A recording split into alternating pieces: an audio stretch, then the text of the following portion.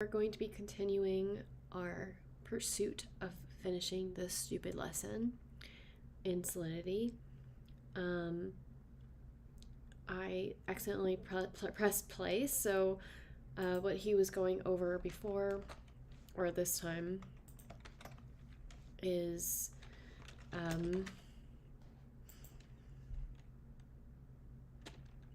npx hard hat clean. And what that does, I believe it deletes the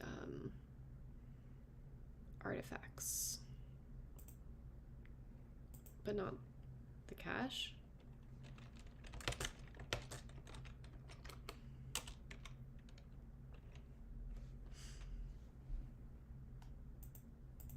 One of the biggest things that Hardhat is fantastic for, especially, is running tests. Now, we haven't run tests yet so far. However, running tests is absolutely critical to your smart contract development journey.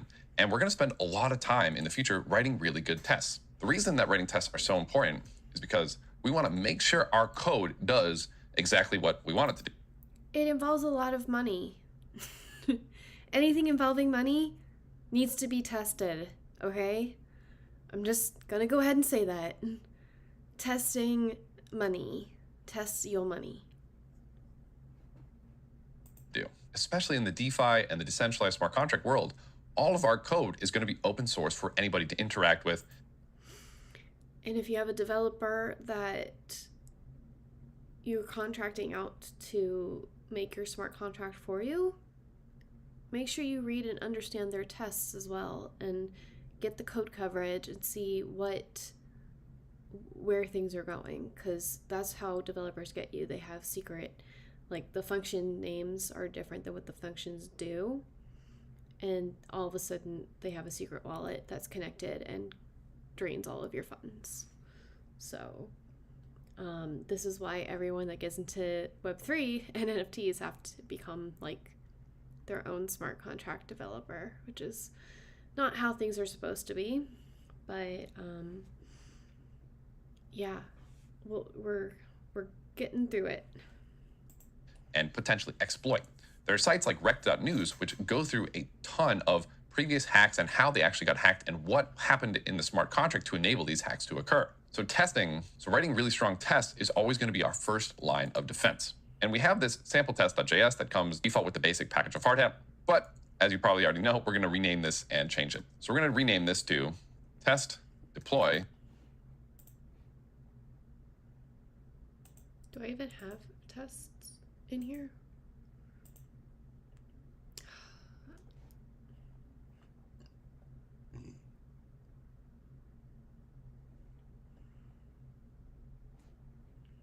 I'm just gonna delete this whole thing, make one from scratch. So with React, the way that these are, the files are structured is the tests would go inside of contracts, but this is Hardhat, in the way that their files are structured. Tests are in their own file, so I would actually just do deploy.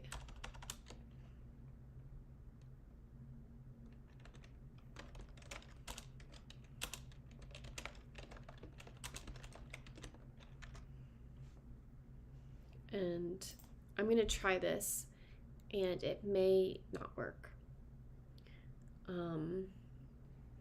I would actually put it in a scripts and moving it there. And it looks as though we need to require expect from chai. What is the difference between chai and jest? Chai versus jest.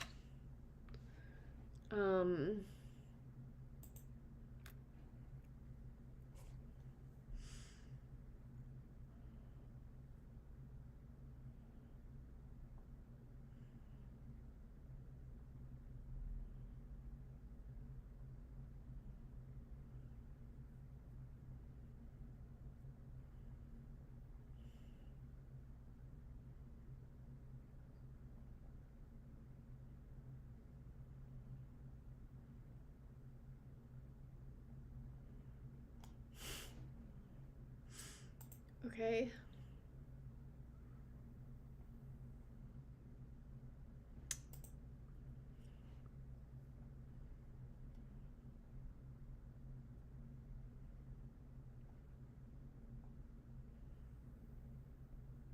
I'm just looking. I don't know the difference between all of us.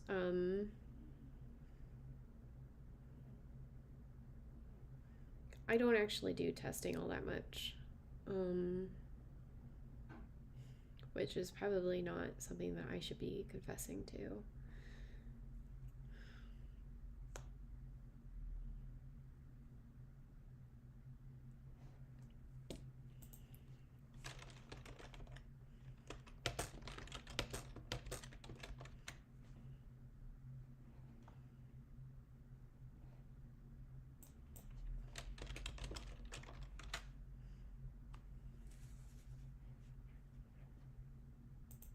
I'm just wondering if there's a reason why we're doing chai, or are they just being edgelords because they're using yarn, so I don't actually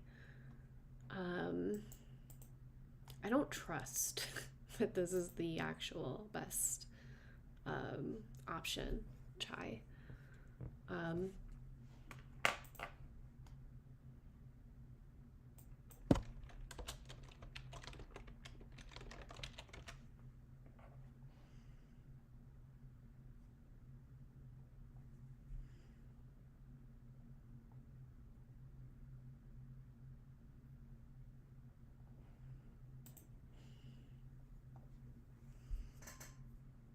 Something about test environment is a testing library, something used in your test but not actually runs them.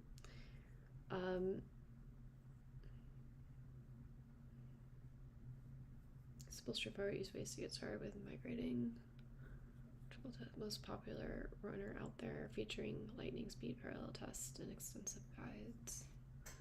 Wonder if we can use Cypress. There's no front end to this. I mean, I could build a front end, but that seems a little not necessary. Yeah, we'll just use the word not necessary.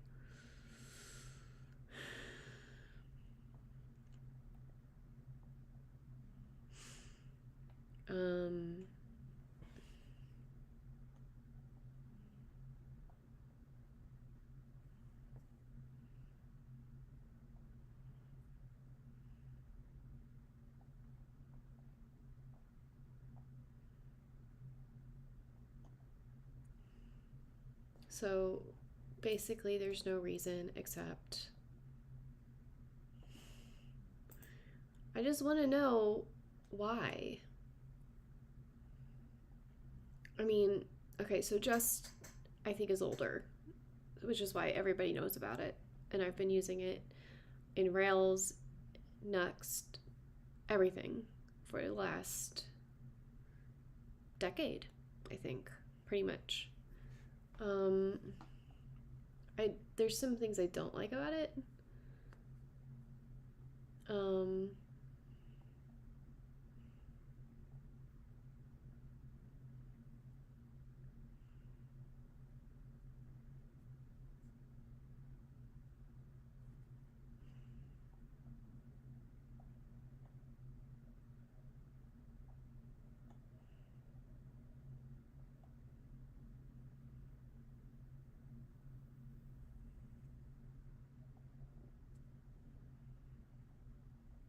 Whatever, it's fine. We'll do Mocha because he's doing Mocha.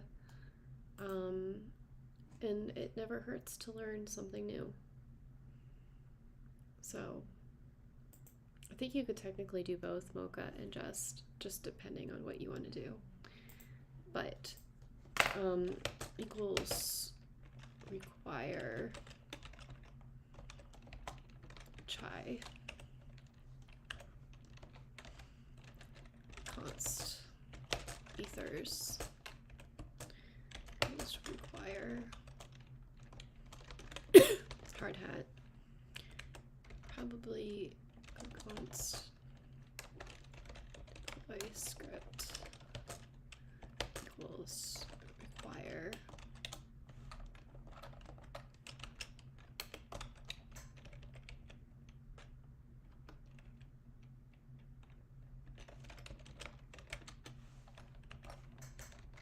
maybe. So, describe main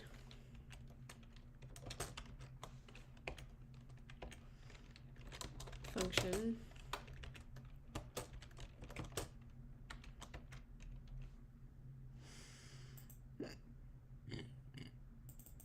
no arrow.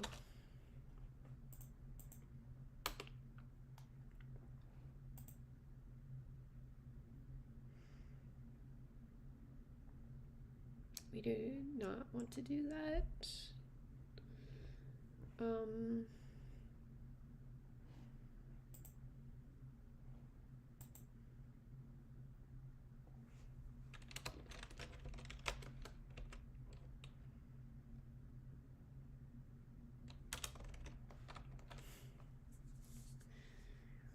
I don't.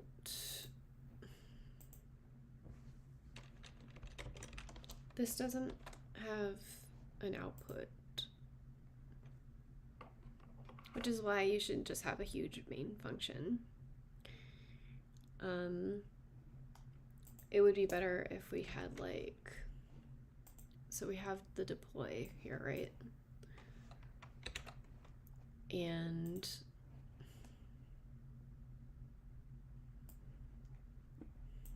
okay, so basically it'd be like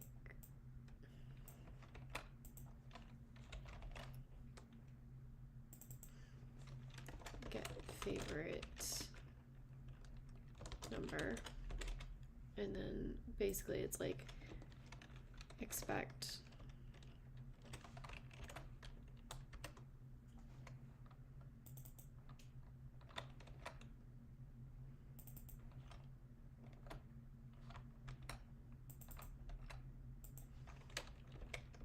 to be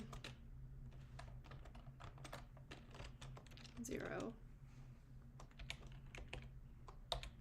Of course, this is not correct, but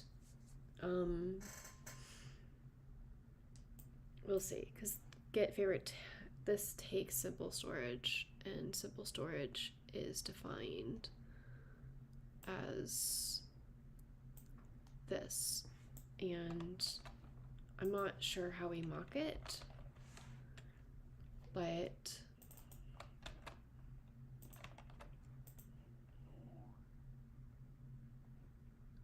we could do async here.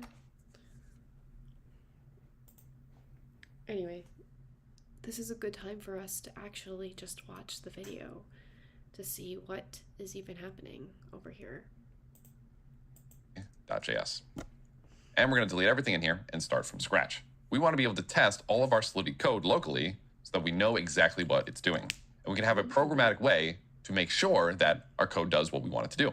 So let's write a basic test for our simple storage contract so that we can be sure that it's doing exactly what we want it to be doing. Hard hat testing works with the Mocha framework, which is a JavaScript-based framework for running our tests. You actually can write tests directly in Solidity if you'd like to. There's a bit of back and forth on whether testing with pure Solidity is better or testing with a modern programming language. The argument goes that testing with a modern programming language, you have more flexibility to do more stuff to interact and test your smart contracts. But the argument for testing just with Solidity is that we want to be as close to the code as possible. At the time of recording, most projects do the vast majority of their testing in a modern programming language like JavaScript. So that's what we're going to be using here. So to get started with our Mocha tests, we're going to write a describe function. Describe is a keyword that Hard Hat and Mocha will recognize, and it takes. So, okay, so within ingest, there's actually like 3 of these that you can use. Mocha describe.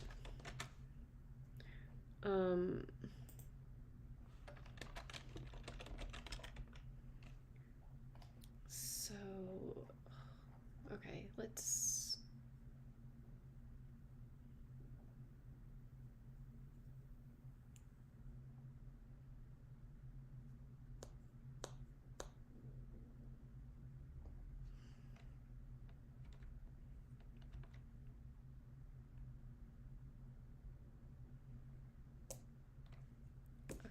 So why don't we look up context?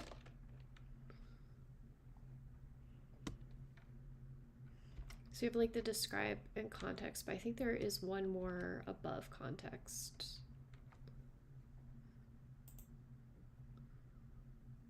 I mean, I think there ought to be. At least that's how it works with Jest.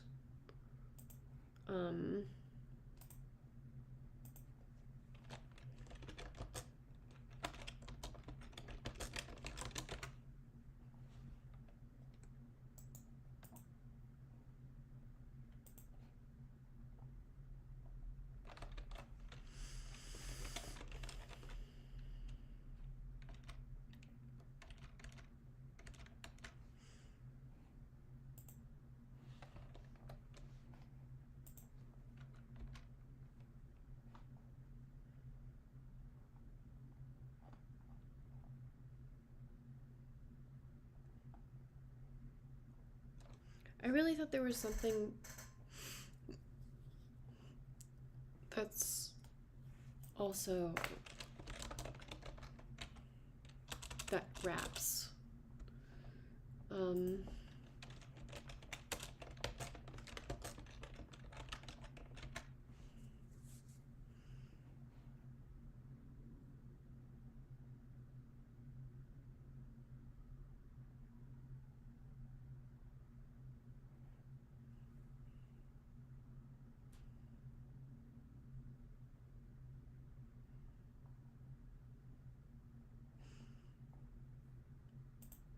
So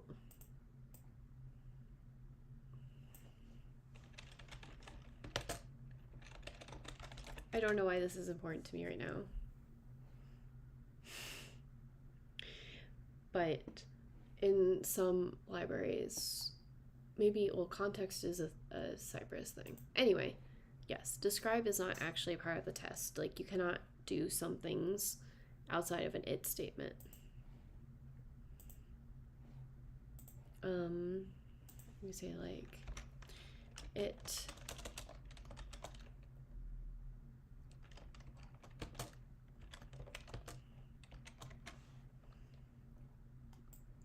and pretty sure we do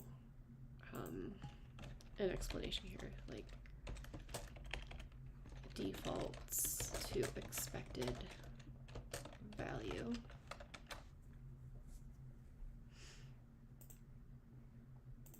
Two parameters. It takes a string, which we're going to just write simple storage for now, and then it also takes a function. We could make function test func. We're not testing simple storage. We are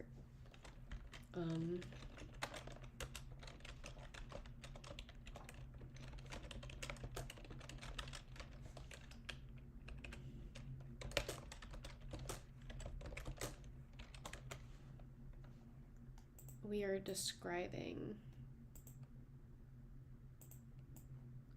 the deploy script, which uses simple storage. There's a difference. Don't get it twisted. If we were describing simple storage, it would not be called deploy.test. It would be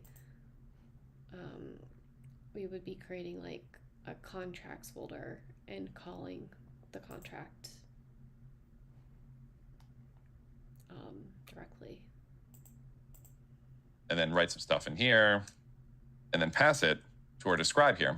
But the common convention is going to be to make it as an anonymous function, which we can create by typing function, putting an empty parameter here, and then some brackets like that. So our describe function takes a name, a string, and a function. Another way that you'll often see functions in describe is using that anonymous function syntax. So you might see just these parentheses, an arrow, and then some brackets. The two of these are going to be basically the same. There are some differences, and this second one is actually best practice, but just know that you might see this arrow syntax in other tests as well. We have describe, a simple storage, and then our function here, which is going to have all of our tests in it. The only time I've ever run into an issue with this is, we should probably choose one or the other, but connects. Like sometimes it just doesn't work for some reason if we use the anonymous arrow function. So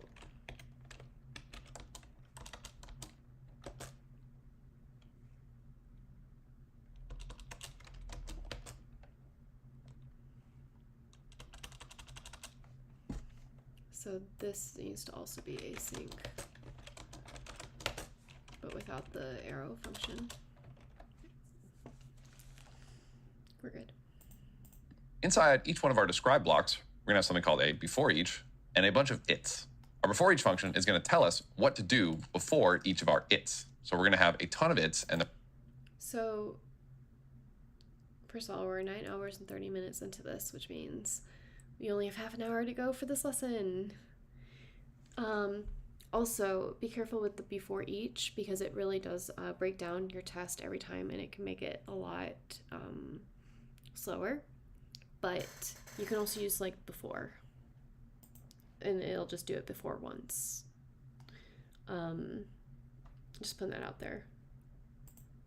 Then we're gonna have a before each. All of our its are gonna be where we actually write the code for running our tests. And before each is gonna be some code that tells us what to do before each one of these its. We can also actually have describes inside of describes, which again have more before each and more before its. Having these nested describes can be really helpful for separating and modularizing our tests. But for this one, we're just gonna have a setup that looks like this. And for this demo, we're only gonna have one it. So in order to test our smart contracts, before we actually run our test, we're probably gonna need to deploy the smart contracts first. So inside of our before each, we're gonna pass our before each a function that's gonna tell our testing framework what to do before each test. So we're gonna pass it an async function like this. And in here, we want to deploy our simple storage contract. So to do that, we're gonna need to get the ethers framework and do exactly what we did in our deploy script. So in here, we're at the top, we're gonna say const ethers equals require. Okay.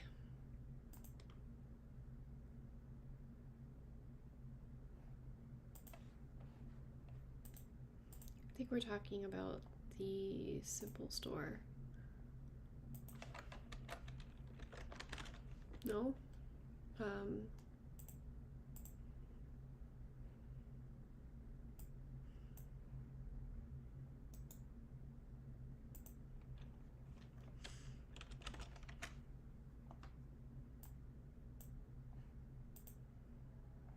I don't know why there is that, but now we can tab again.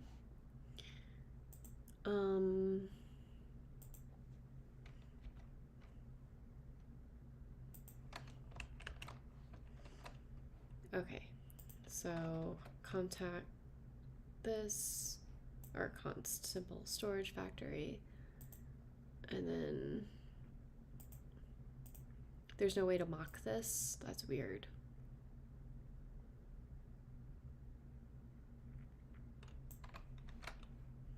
Probably this whole thing. Nope, we need to actually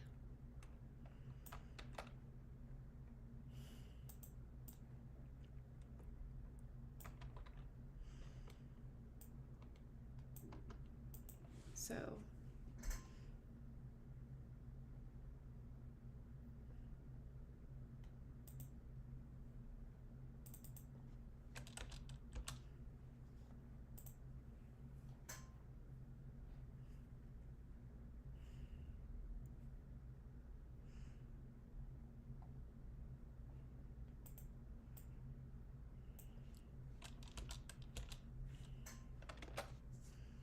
So it's defined in here, which makes it accessible for the context.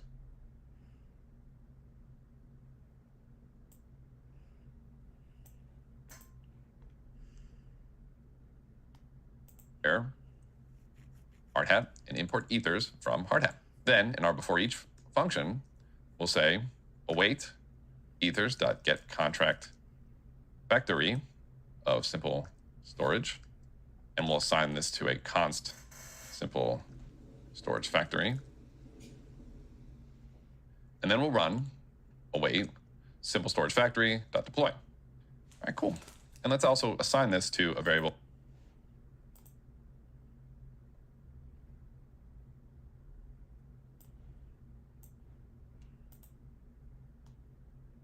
Yeah, it's the same.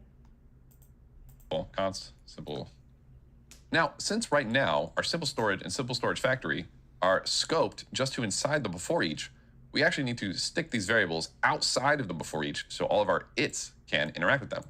So instead of having simple storage factory and simple storage be constant variables, we're going to define them outside of the before each with the let keyword. And we're going to say, okay, so make them more global.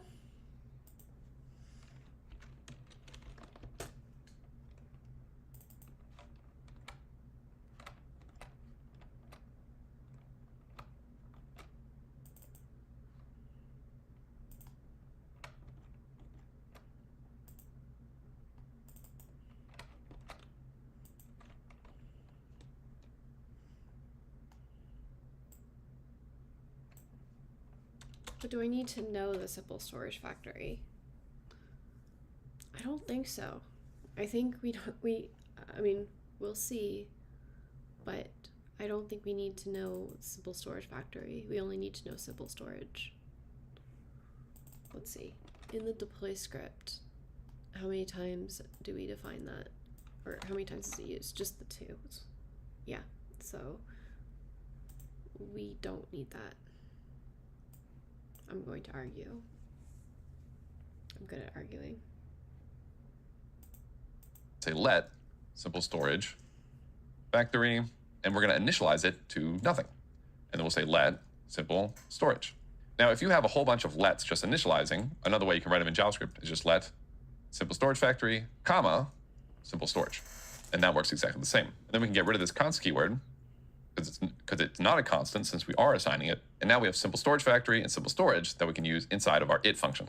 Now we have a before each section. So before each one of our tests, we're going to deploy our simple storage contract. So we have a brand new contract to interact with for each one of our tests. Now inside of the it, this is where we're going to say what we want this specific test to do and then describe the code that's going to actually do that. So we're going to say it should start with a favorite number of 0. So this is saying what this test should do, and then we're going to add our async function to actually do that. So we'll say async function, and in here, this is where we'll actually write the code to make sure that our contract does exactly this. We're going to say const current value equals await simple storage dot re.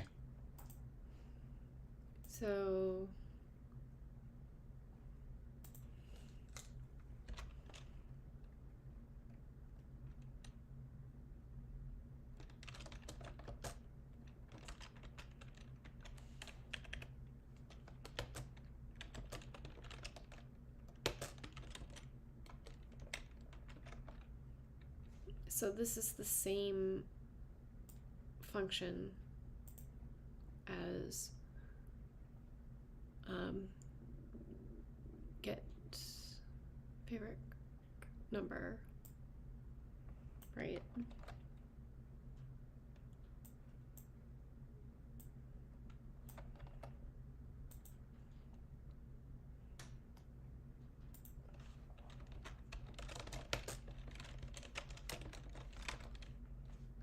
You don't need 2 awaits. I'm pretty sure.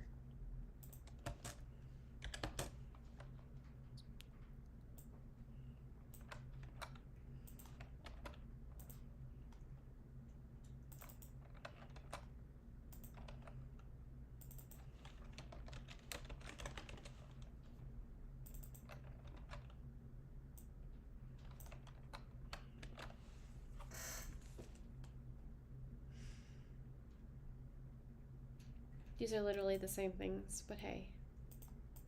Retrieve.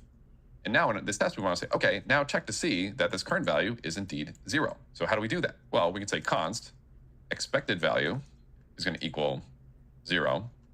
And what we can do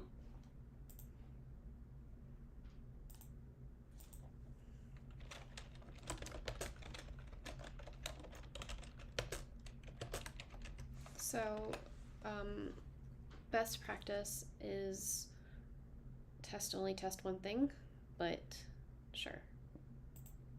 Is we can use either the assert keyword or the expect keyword, which we're going to import both of these from a package called chai. We actually installed chai automatically when we. Okay. so this, I guess we're using expect, but. Downloaded the basic parameters when we downloaded the basic packages for hardhat. So at the top, we're going to say const expect and assert equals require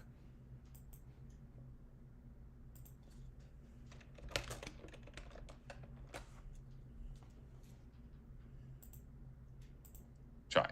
I'm a big fan of using assert as much as possible because I think the syntax makes a little bit more sense, but there will be scenarios where we need to use expect instead. Now, assert has a ton of functions that are built in that help us make sure this is what we expect it to be. So I can do assert.equal current value dot toString, because remember, this is actually going to be a big number.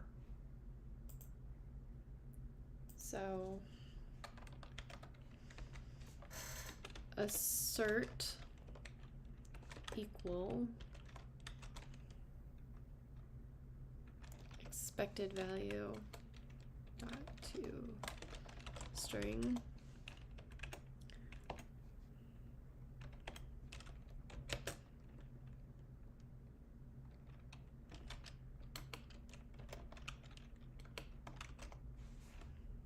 Maybe? Comma, expected value. So I'm saying I'm asserting this retrieve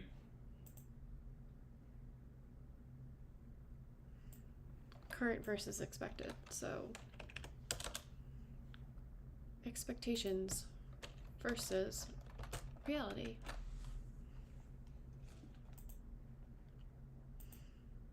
to return 0, which is going to be our expected value.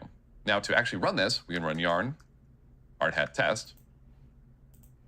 And then I'm also going to assert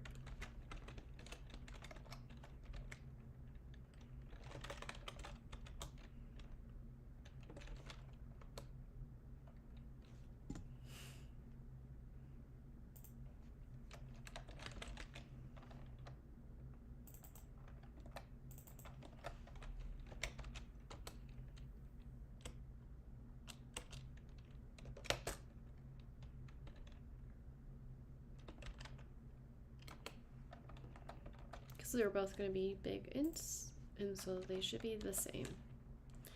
So npx hardhat test module not found.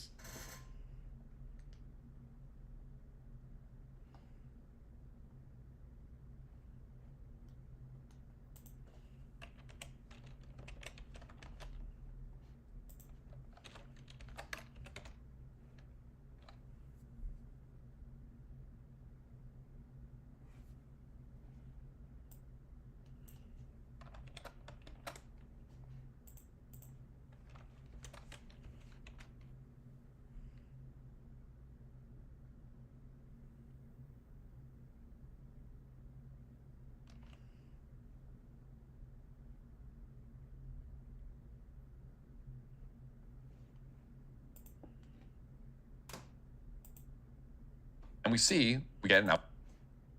Uh-oh. Shoot. Describe, deploy script, function, let simple storage, this.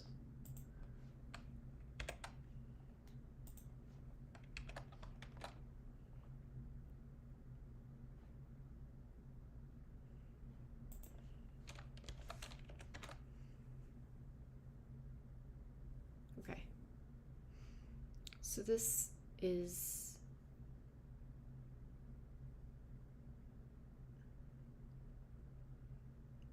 is testing simple storage and not the deploy script.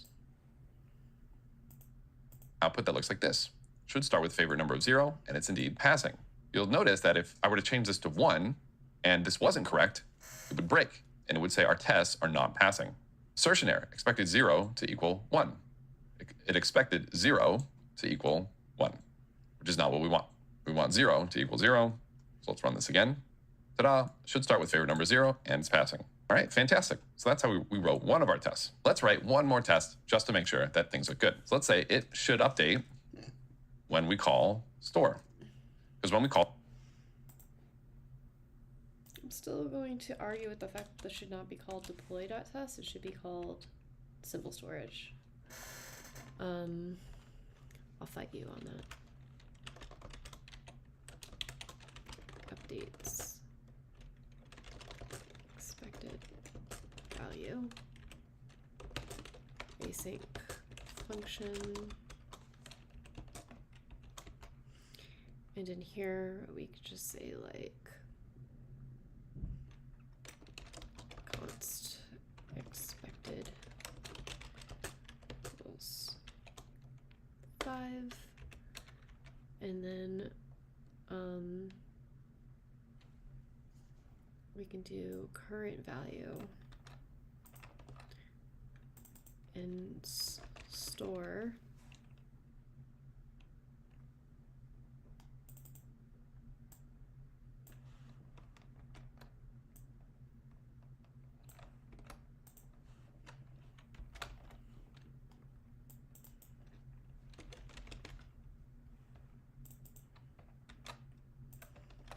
and when we do that,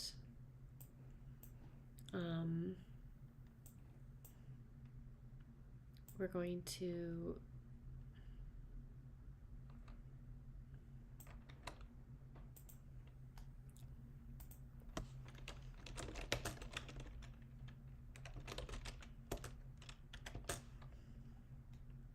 and then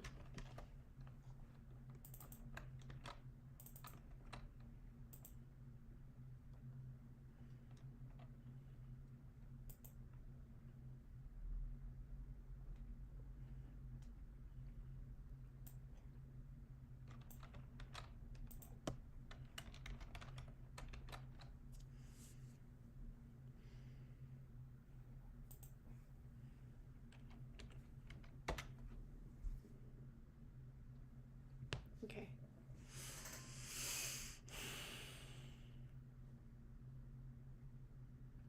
So this is not testing the deploy script. This is testing simple storage. We should probably get this to the point where we are actually testing the script itself. Call the store function, we want our favorite number to update. We'll make this an async function as well. And let's add our stuff in here. So we'll say const expected value equals 7. We're expecting that when we call store, it updates to 7.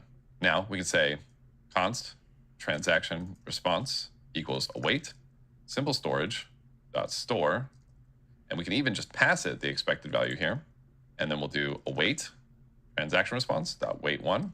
And now let's get the current value. So we'll say const current value equals await simple storage dot retrieve, and now we're going to assert dot equal current value dot toString comma expected value. And now we can run all these tests by running yarn hardhat test, and you'll see we ran both of these tests. And now if I have 10,000 tests and I'm only finagling with one test, I can actually just run one test by running yarn hardhat test dash dash grep, and I can search for any keywords in any of the texts here. So I'm going to grep for the store function because the store keyword isn't in this text for this it, it's only in the text for this it. So if I do grep store, it should only run our second test, which it does indeed. One other way we can run only specific tests is with the only keyword. So we can type it.only like that. Also, am I recording this? I am not recording this. Hello? Okay. Only works as well, but I think you can pass, you should be able to pass in the command line a line number, and that works too. And then we can run yarn hardhat test, and it should only run, this should update when we call store, and it does indeed. Then we can go ahead and delete this, save, run it again, and it should run all two. Fantastic. Now the other way you'll see these tests written is with, instead of assert, it'll use the expect keyword. So you'll see something like expect current value dot toString dot to dot equal expected value. The two of these lines do exactly the same thing, and it's sort of up to you on which one you want to use. And that's all we're going to do for our testing now. This is fantastic. Great job. Wow. Okay. Now that we have some tests, we can actually start testing to see how much gas each one of our functions actually costs. One of the most popular extensions for hardhat is the hardhat gas reporter. This is an extension that gets attached to all of our tests and automatically gives us an output that looks like this that tells us Okay.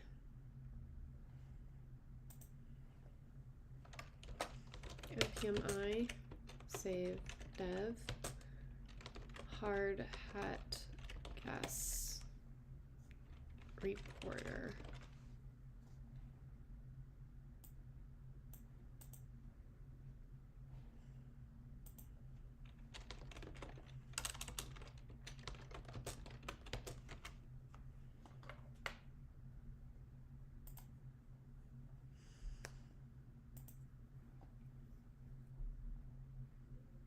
This looks like the same thing.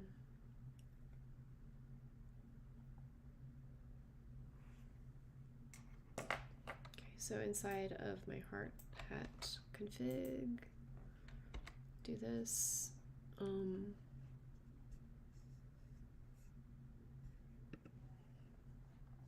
At the top, it goes.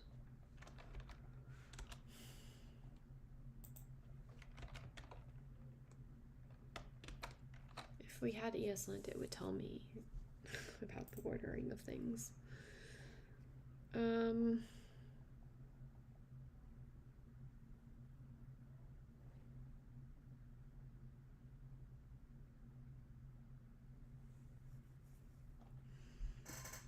So if we do npm hard.test, nothing.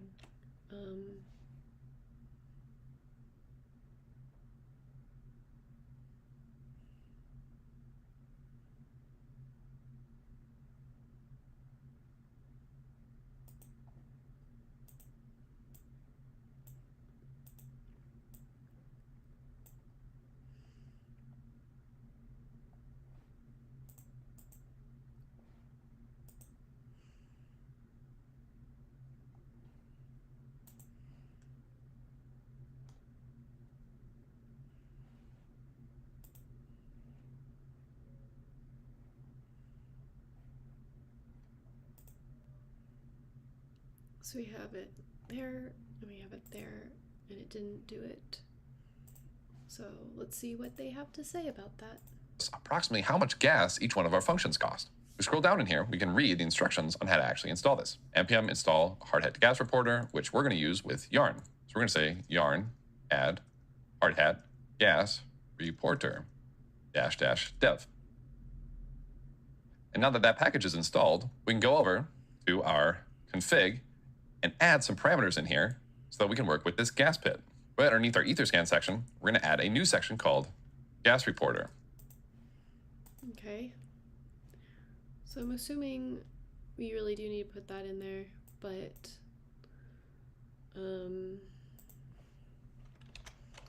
gas reporter here. To have it run, whenever we run our tests, we're going to do enabled is going to be true. Okay. Why is that not in the instructions?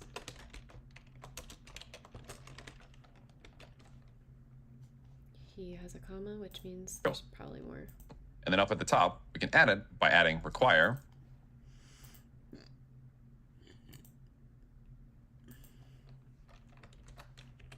I always put the require in first because I don't like to use things before they're defined because you're going to run into an issue. So I understand why he's completing his train of thought like that, but yeah. Anyway, min, max, average. It has an average. Okay. I don't know if this is good or bad. Hardhat gas reporter. Now that we have it in here, we can do yarn hardhat test, and after we run our test, it'll automatically run this gas reporter. So we see our tests go ahead and run, and then we get this output that looks like this that tells us approximately how much our contracts and methods cost. So our store function looks like it costs approximately this much gas, and our simple storage costs approximately this much gas. This is incredibly helpful for figuring out how to optimize our gas as best as possible. Now, I usually like to take it a step further though. Having the gas outputted like that is nice, but we can make it even better. I like to output it to a file by doing output file jasreport.txt. And then in my .getignore, I like to add it in here by doing. Okay, so output file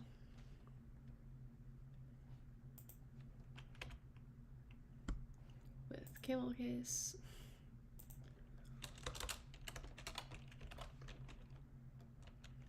I wonder if we can do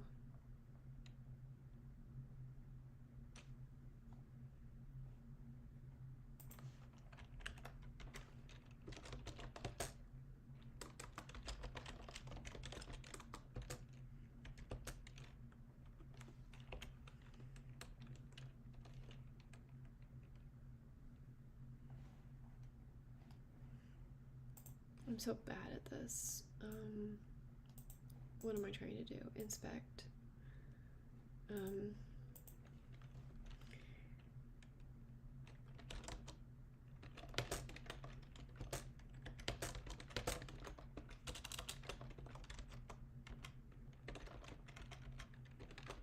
Date.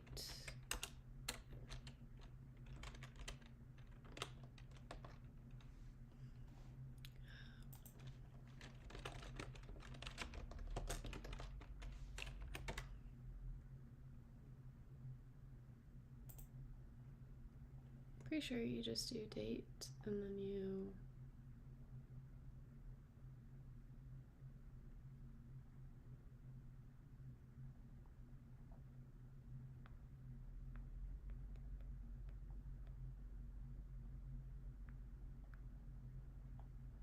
oh come on. No, I want to just do with regex.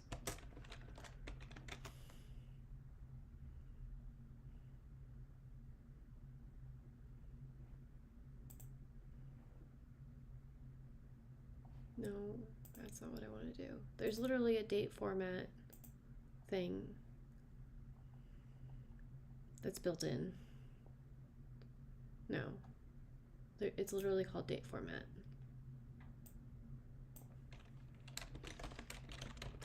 If you know what it is, why do you always have to look it up? See, that is the real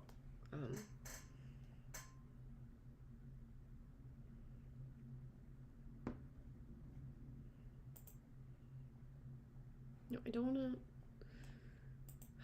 just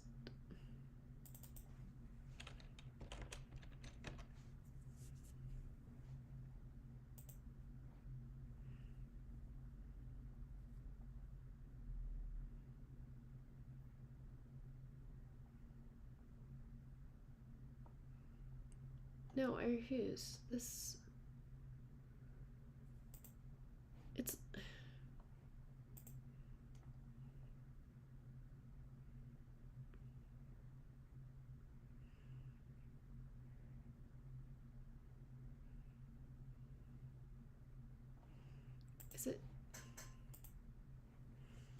is it literally just like date.to date string?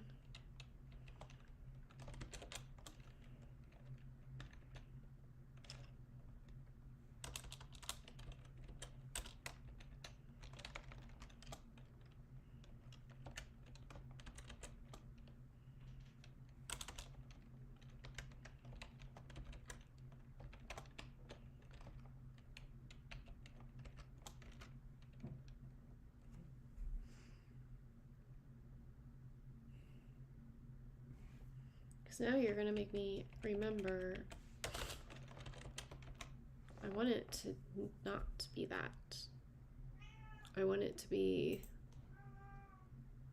whatever I input it. No, that's not the solution.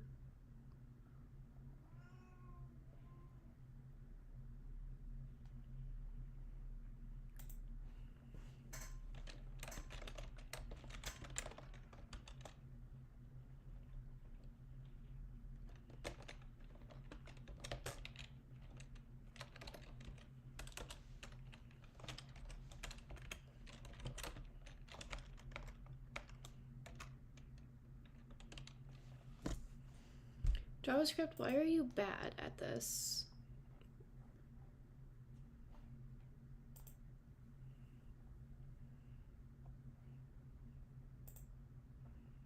don't want to make my own thing.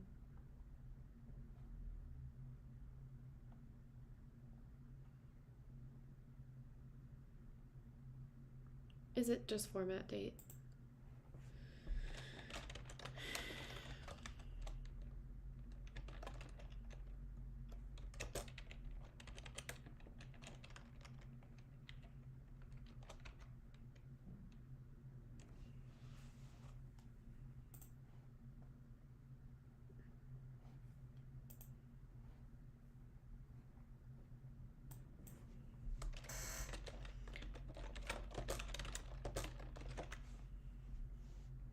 Please do not make me look up in my own code how to do this, because there's a specific way to do this.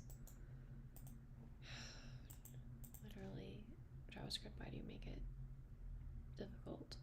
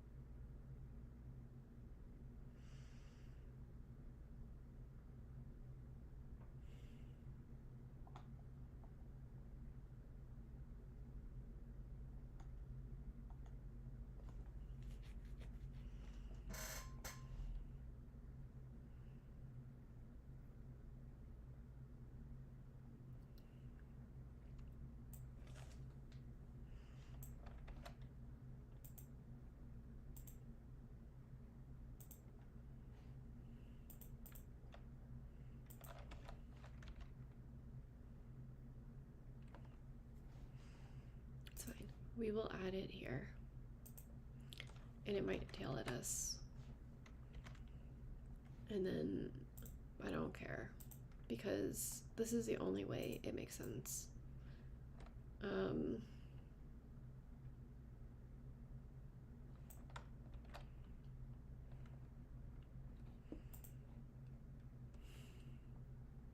am I doing?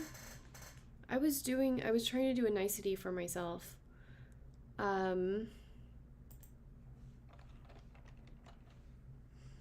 We will just put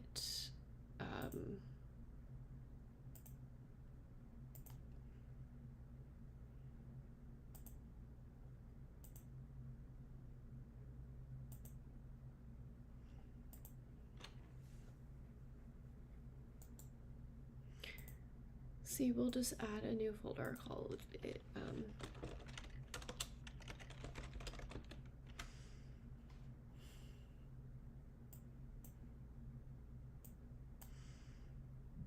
we'll call the output file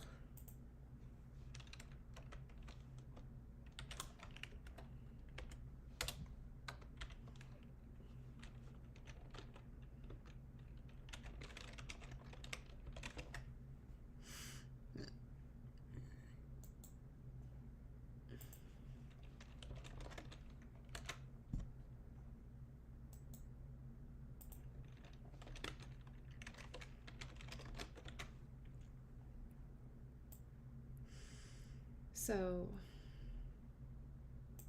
and now is just date.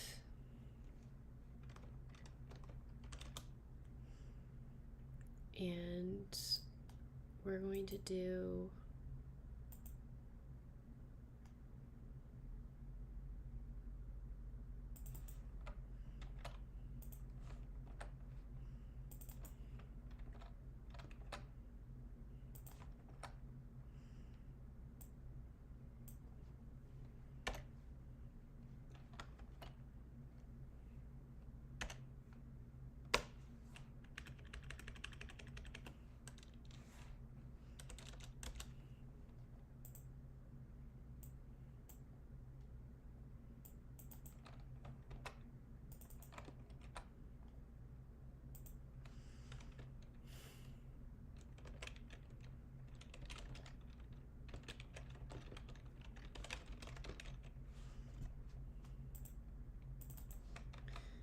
and then output file is output file.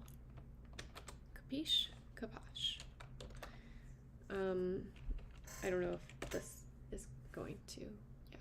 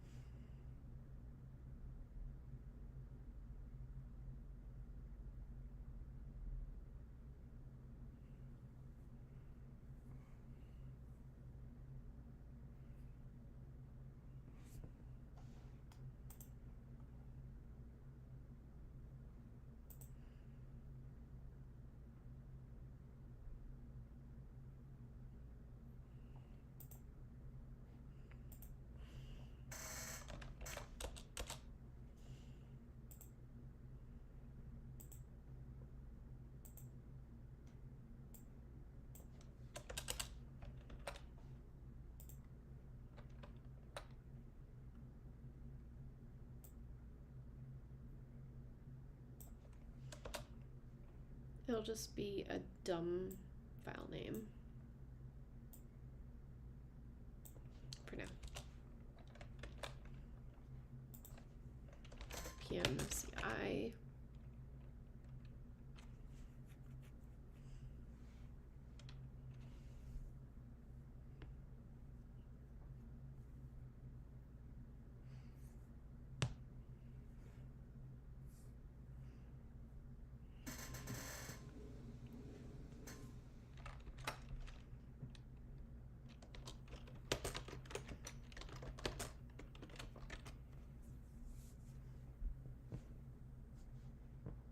Okay. Do we have a gas report? Yeah. So basically this means that now we won't be overwriting this file every time, even though it doesn't look pretty. There's probably a way to make this look better.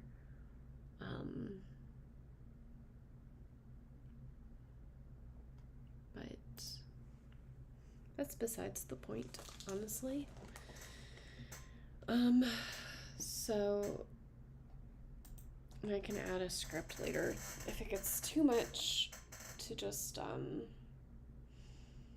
delete it if it's more than 7 days old or something like that. It's fine. And he's not wrong about adding it to the git ignore. I think it should just be like logs and then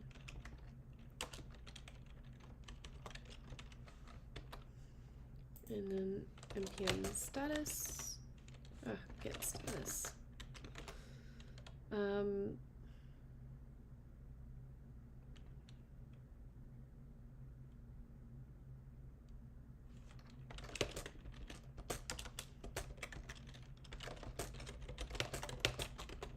Added tasks.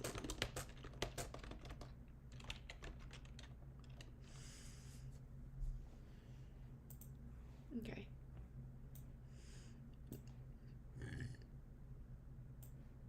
You will not regret making that a dynamic thing that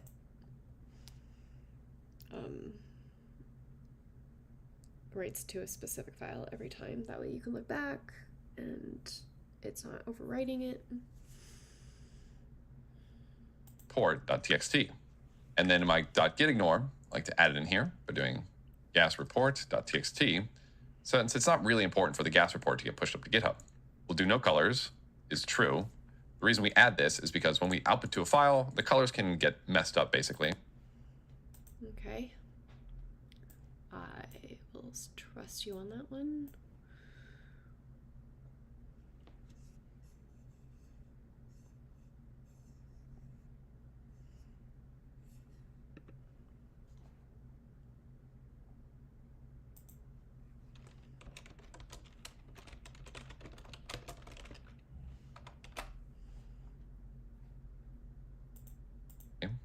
And then the biggest addition we could do is we can add a currency in here.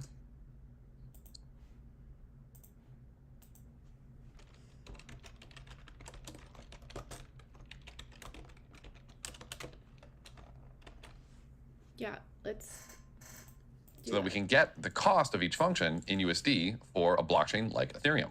Now, in order to get a currency here, we actually need to get an API key from CoinMarketCap.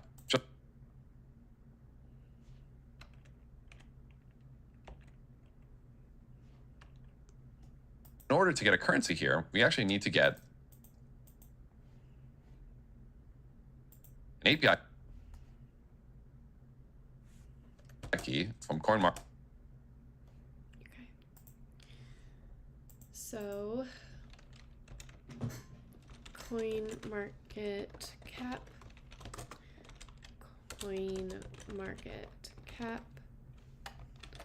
and this is going to include or require something. Market cap. Just like we did with Etherscan, we can go to CoinMarketCap, CoinMarketCap API, hit get your API key now, and we'll go ahead. Oh, okay.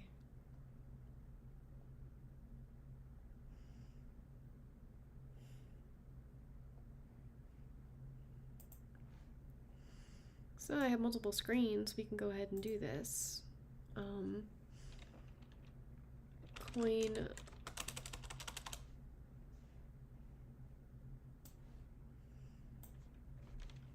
CoinMarketCap.com.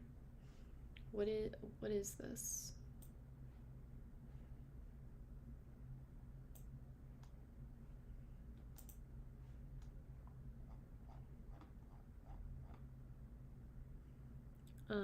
The first thing I always do when I'm looking at things, pricing by, I don't know, I'll just sign up.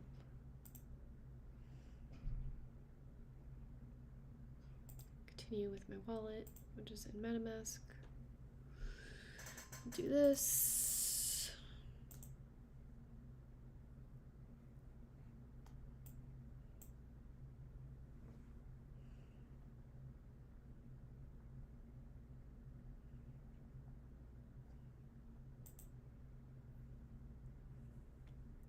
Cool.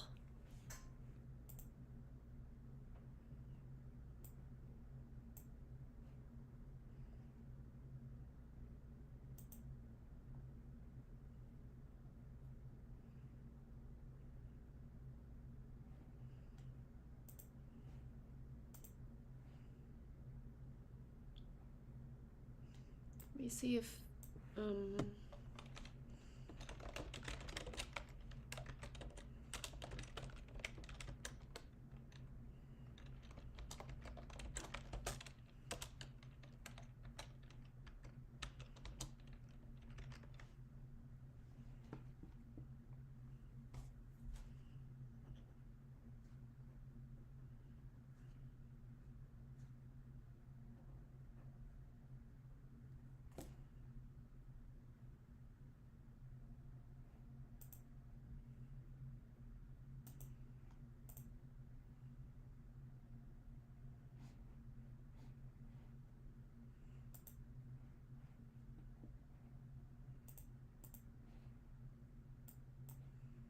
okay, I signed up with my email, and I definitely need this to get all the way off my Mac and open up a new window, I guess. It's messed up. Go into my Gmail, verifying the number.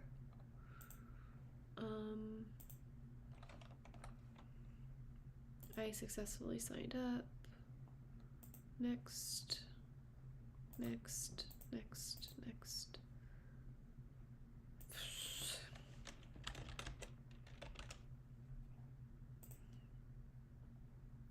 Okay. Block. Damn. Okay, so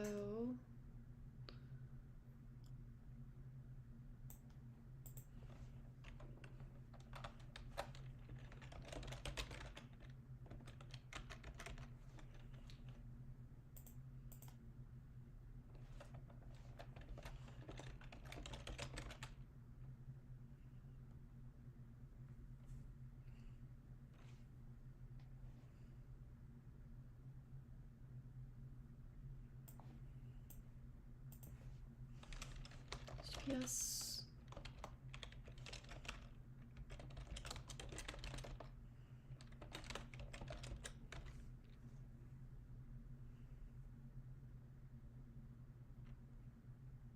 Weird.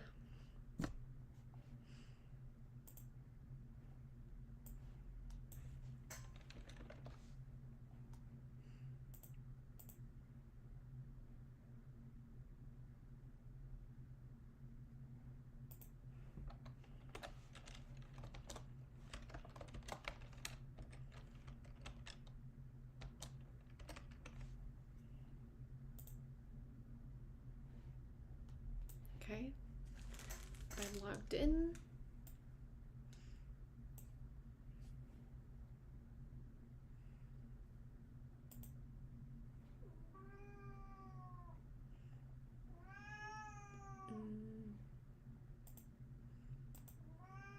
Get my API key now. I'm on the basic plan, which is great.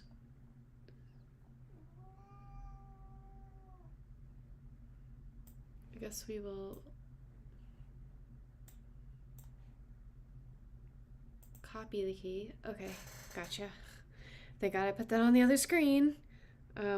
Hopefully you couldn't see that. Pretty sure you can't.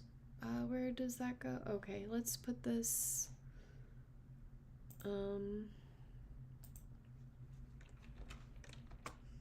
coin market cap underscore market cap equals in my .env file.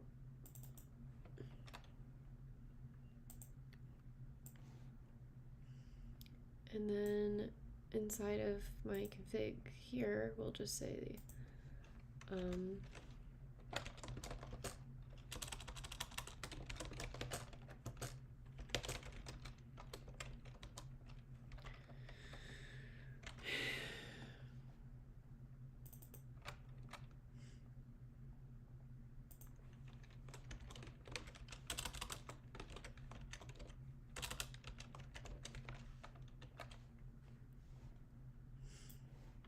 okay, and that should not be all the way over there, but let's watch him do this. Go ahead and sign up.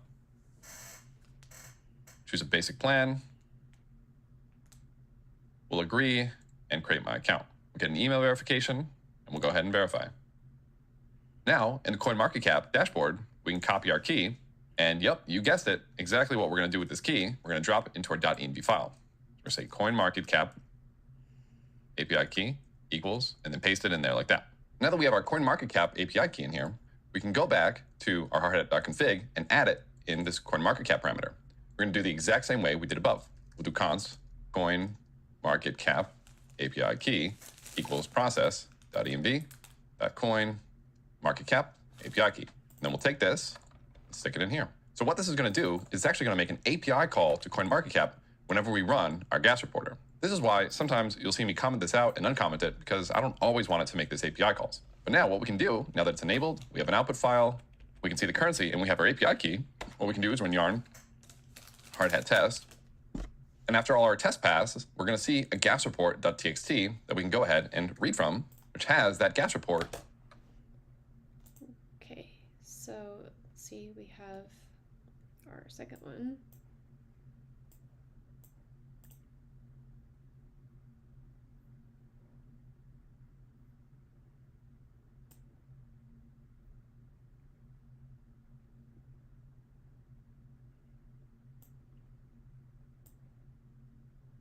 Is $32. What are you doing? This. Okay.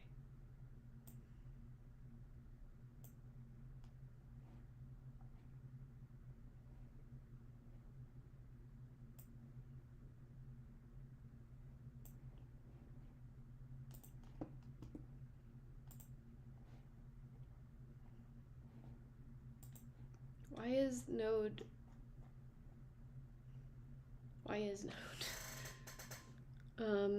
modules open? That's not helpful. Task logs. So we have, yeah, so it's $2.55 and $32.81. And let's see how that compares to, okay, so gas really is half of what it was at the time of filming, so there's that.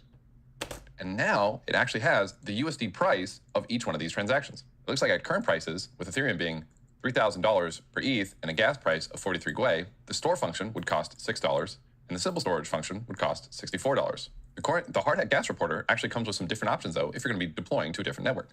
For example, with Binance, Polygon, Avalanche, or Hecko. For example, let's say we wanted to deploy to Polygon. Let's see how much deploying to Polygon would cost. Well, in our .env, we would add token, Matic, and now we'd rerun this test.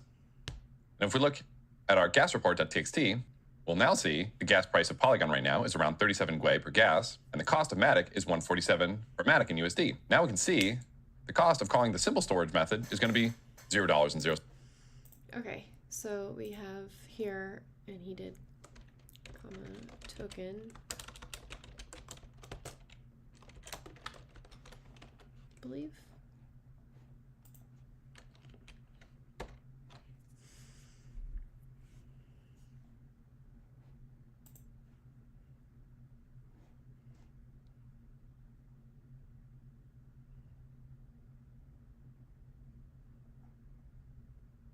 Yeah, so this here says USD Matic, and it would cost 2 cents instead of $32.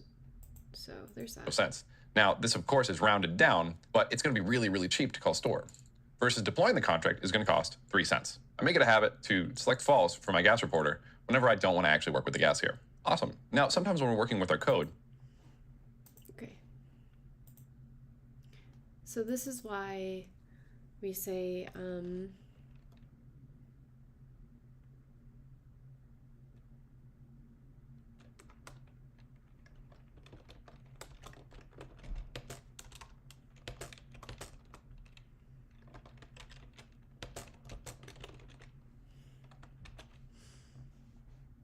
so if we run test now,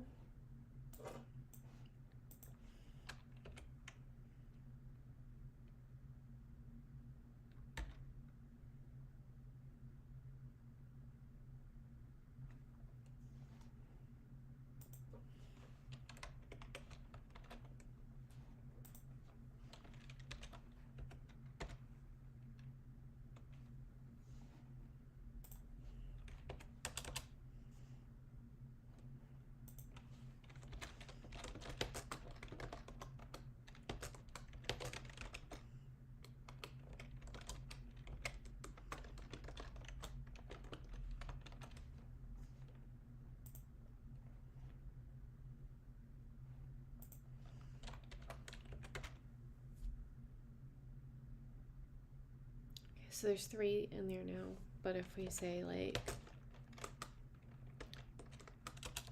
test gas,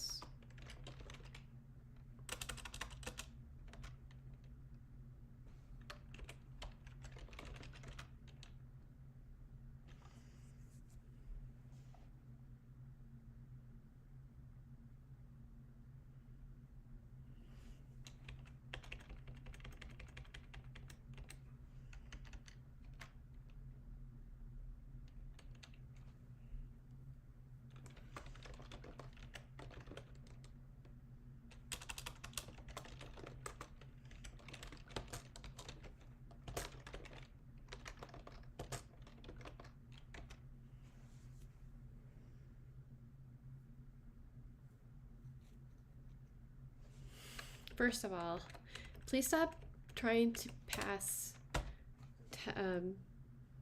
spell gas with an E. So, do you see what I did there, or why I'm doing this, or why I'm bad at this, or why we would do any of this? Okay. So, basically, unless we pass the test gas flag, it will be false, which means we are not doing that API a bunch of times unnecessarily.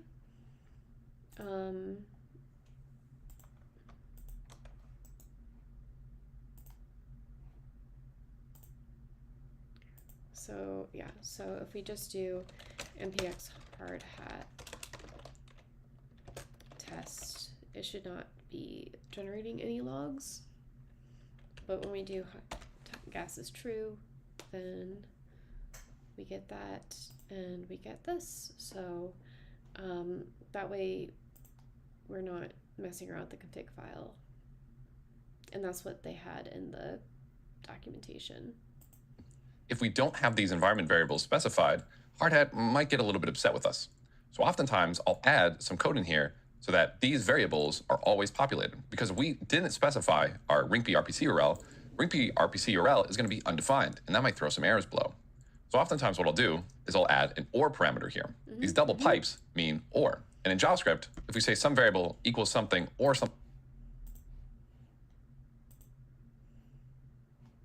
So yeah, that's definitely a good thing to have that. So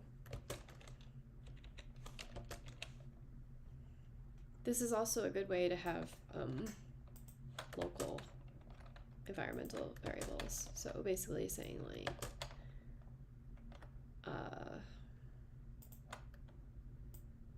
this or the local environment variable when you're lazy. I don't know if it's lazy coding or not. Is that it works. Okay, it works.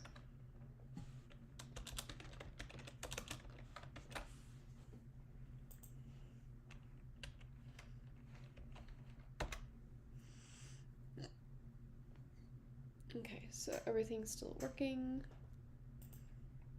Something else, what is really happening is we're going to say, okay, ringp RPC URL is going to be equal to process.env.ringp RPC URL. But if this ringp RPC URL doesn't exist, it's going to be whatever else is over here. And I might write something like https eth-rinkb example or something like this, just so that I don't make Hardhat mad if I don't use ringp. And we can do something like that for all of these.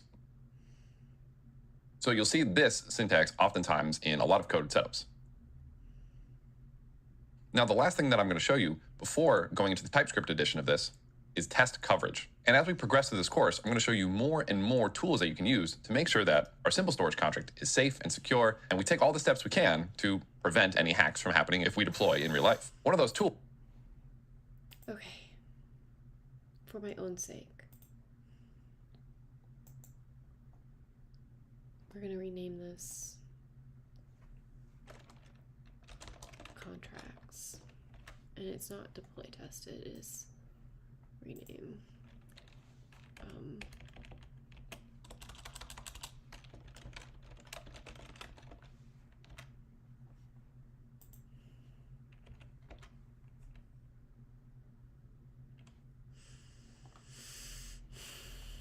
So something about Solidity Coverage.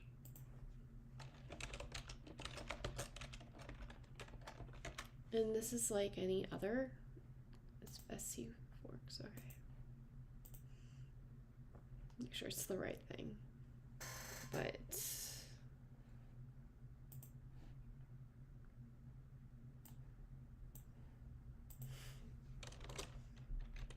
PMI Solidity Coverage.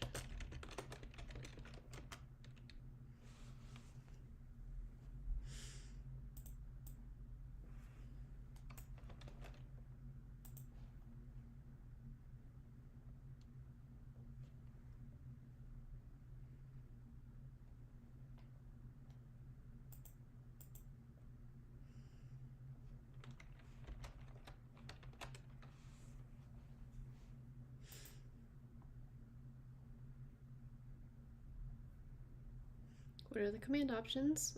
So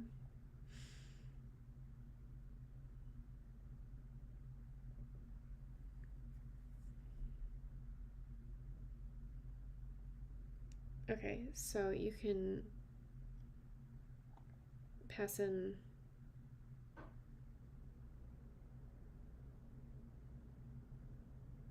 wow, okay.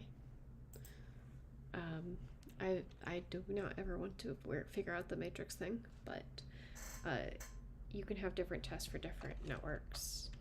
So you can have like a local environment, and then you have like the Goerli tests that are different, or just making sure that it does it the same in all environments. So npx coverage, or actually let's just do help. And do we have, yeah, we have coverage now. So npx coverage. So there are 50 statements, 66% of the functions, and 50 lines. So if we go into simple storage here, we could say lines 28 and 29 are not covered. So then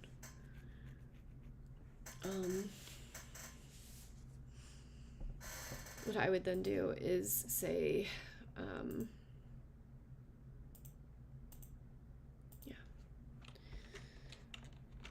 it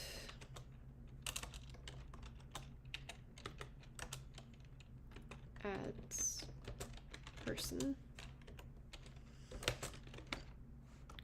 function, and then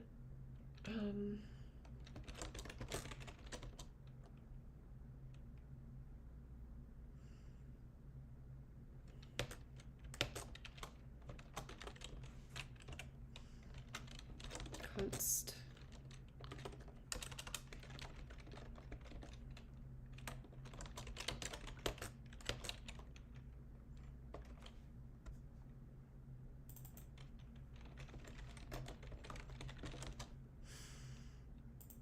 and we can just do basically the same thing. So const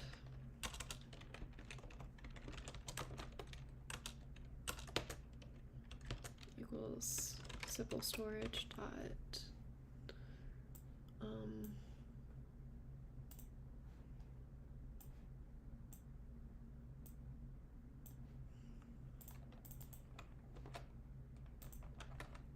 add person,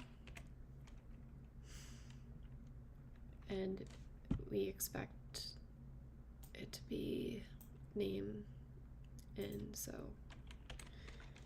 expected person, and then expected number, and then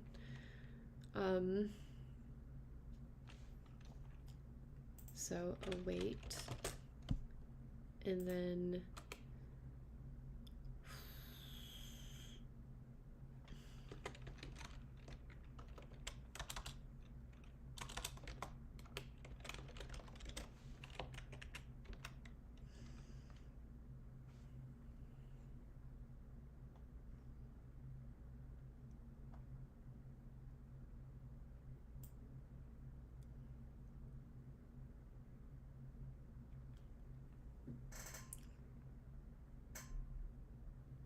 so we have a person, and we have a public virtual store, and we have an add person. We don't have a way to get to the person, so I guess for now we can just do assert dot equal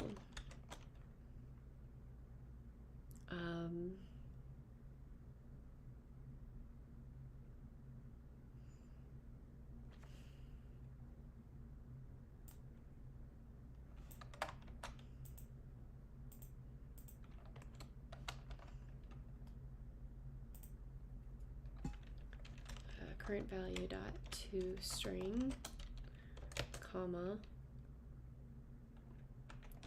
expected number.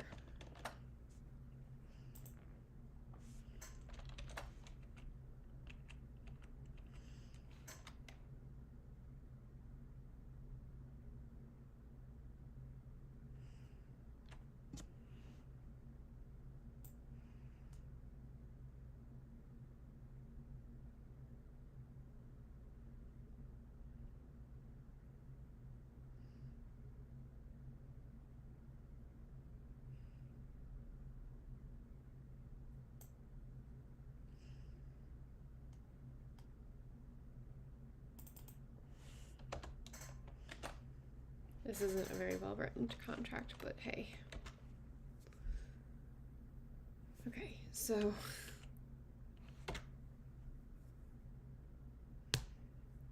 we don't have any uncovered lines, but as you can see, it doesn't actually test if like we've set true equal to true. But that's a little weird.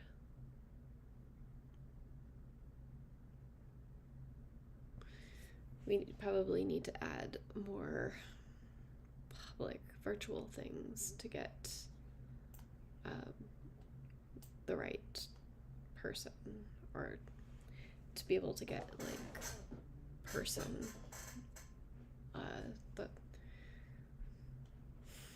get the number of people in this, and then also to get the one that we want. Like we want to test that the first person in this has number 52. It's fine. Basically, we're saying it works. I'm never getting through this because I'm just, but it's good to go beyond the tutorial every once in a while and tinker around and make sure you understand it and you're not just following the motions, because, you know, following the motions is a great way to not understand or retain any of this. So Tools is a tool called Solidity Coverage, and this is also a hard hat plugin that we can use for our code. Solidity Coverage is a project that goes through all of our tests and sees exactly how many lines of code in our simplestorage.sol are actually covered. And this could be a good tip-off. If we don't cover some line of code, Solidity Coverage will say, hey, you don't have any tests for this line. Maybe you should write some tests for it. We can add Solidity Coverage the same way we've been adding all of our packages. npm install -s save dev, or since we're using yarn add -dev Solidity Coverage. And we can then add this to our config the same way we've been adding everything to our config. Go to our config, we'll write require Solidity Coverage. And there's some configuration pieces we can add down here below for this, but we're just going to use the default. Now what we can do is run yarn hardhat coverage. And this is going to go through our tests and print out a file that looks like this. We'll also get a file called coverage.json, which is basically this chart broken down a little bit more. I'll often put my coverage.json in my .getignore. And I know we haven't actually seen .getignore do what it's supposed to do, but we will soon. We can see here that about 50% of the code, 50% of our statements in simplestorage.sol are covered. About 2/3 of our functions are, and 50% of the lines. It'll even give us exactly what lines aren't tested right now, which we can see exactly 31 and 32 of simplestorage.sol aren't covered, which makes a lot of sense because 31 and 32 is this add person function, which we didn't call and we didn't add to our tests. If you want to take this time to pause and try to make this Solidity coverage be 100% across the board by writing some more tests, I highly recommend you do so. It'll be a great learning exercise. I'll also add the coverage folder. So coverage.json and the coverage folder, which again, I'll explain what the .getignore. I'm going to really enjoy just listening through that explanation and not doing anything, honestly. Sounds amazing. But yeah, we don't need coverage and we don't need coverage.json as things that would get included in our repo. Our folder does a little bit later. Now, the last thing that we didn't talk about in here was what is this Nomic Labs hard hat waffle? Yeah, what is Nomic Labs hard hat waffle? Do I even have that in there? Well, I wasn't wondering that because I don't have it. Nope. We talked about .env, hard hat etherscan, tasks, gas report, Solidity coverage. What is this? Well, we can actually Google search this and find out exactly what this is. Hardhat Waffle is actually a plugin to work with the Waffle testing framework. Waffle is one of these frameworks that allow us to do some really advanced testing. We're going to be working with some syntax that looks really similar to this really soon. And we'll be showing you more and more of this Waffle tool as we continue. All right, the next part of this section, I'm actually... Thank gosh. We are at the recap. We have 13 minutes of recap. We've done this. We've gotten to the point where, how do you, getting started.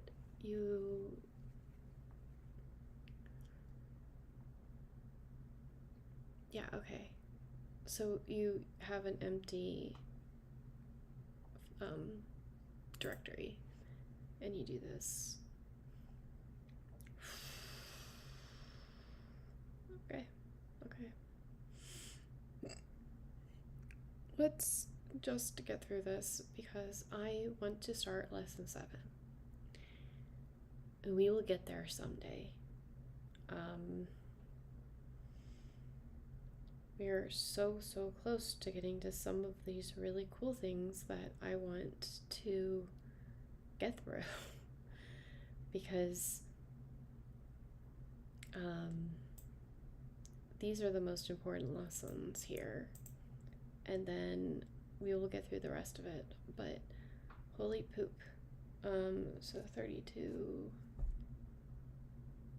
16. So like lesson 10 is halfway through the course.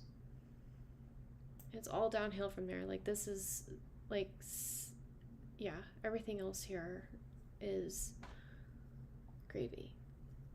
So, shit. I'm doing that thing again. So let's focus on getting to lesson 7. Then let's focus on getting through to lesson 8. And then we will get this shit done. Okay? We'll get this done. We're going to go over the TypeScript edition of this. But for all intents and purposes, you've successfully created your first hard hat project. You've done a ton of amazing things in this lesson. Let's do a quick refresher of what we've learned so far. We learned how to spin up our own hard hat projects. And now we can run yarn hard hat and see a list of the tasks and different things that we can do with hard hat. We learned that hard hat looks for this hardhat.config.js, and this is sort of the entry point for any task that we run that starts with hard hat. We learned we can add our contracts to this contracts folder, and then we compile it by running yarn hardhat compile. We learned that all the compilation goes into the artifacts and then the cache as well. And if we want a clean reset, we can either delete these 2 files or just run yarn hardhat clean. So we learned that we can use scripts or tasks to actually deploy, interact, and do things with our smart contracts. We also learned that I'm going to be using scripts for the rest of this course, but if you want, you could absolutely use tasks as well. I've asked this question a million times, what's the difference? Nobody really seems to know what the main difference is, but I think the main difference is that tasks are for plugins and scripts are for your local development environment. That is my delimiter. We learned that we can import a whole bunch of things, including tasks, from hardhat in our scripts, and we can work with our async functions to grab our contracts and deploy them. We actually then can programmatically verify them using hardhat and using hardhat plugins. And then additionally, we can interact with our contracts very similar to how we did it with ethers. We wrote a wonderful verification script, and we also wrote our own task. We wrote our first tests for this whole space, and we showed what our tests are going to look like moving forward. And we talked a little bit about their importance, and I really should stress that writing good tests is going to be the difference between a really professional environment and kind of a side project. Whenever I audit smart contracts, or whenever I'm given a project for someone to tell me to take a look at, the first thing I look at is the README, of course. And then the second thing I look at is the tests. And if tests aren't good, I usually tell them, hey, you need to go back to the drawing board and you need to level up your tests. So tests are really, really important, especially for this space. We learned about a couple more environment variables we can use.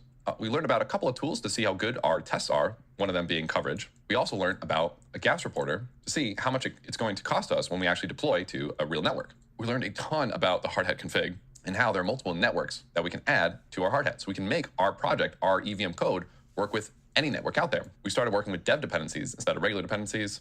Now, READMEs are something that I'm not really going to go over too deeply in here, but READMEs are sort of like the welcome page of your GitHub repository and really should give you an understanding of what your code does. Being a part of the Web3 space and being a part of the blockchain ecosystem is really more than just you coding your stuff by yourself. You want other people to interact and engage with your code and engage with your projects.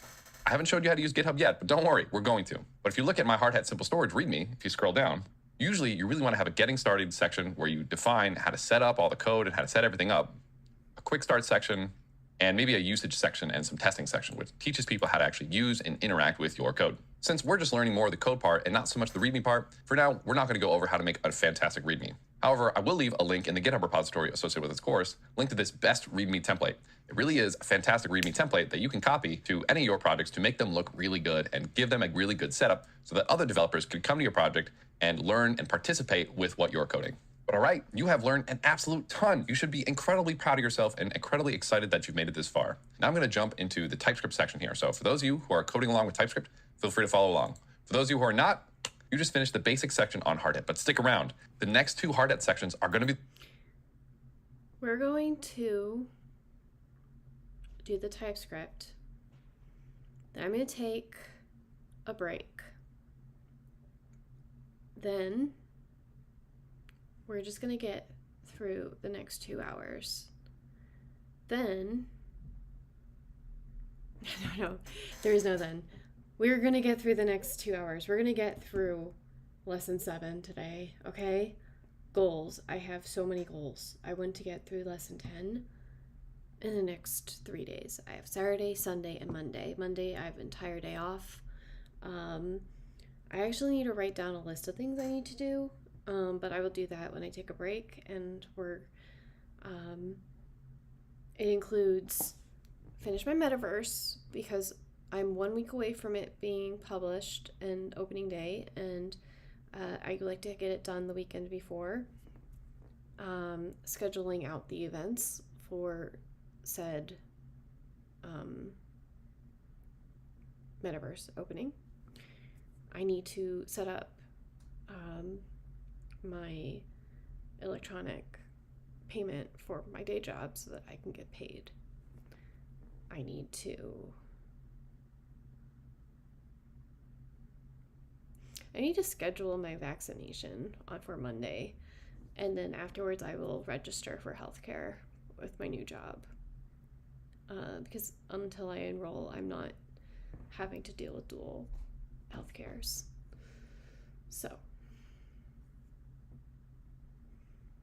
there's things I need to do. I should write this down so that we have goals for the weekend, but I will do that offline. So actually, just kidding. Okay, literally, Amy, just do the TypeScript stuff. Oh no.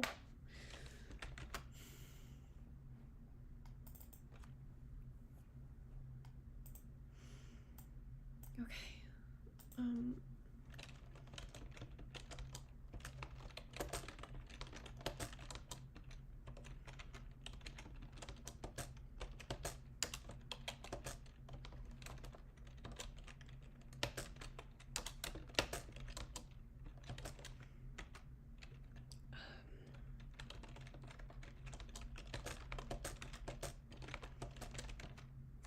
I am literally like for a day job.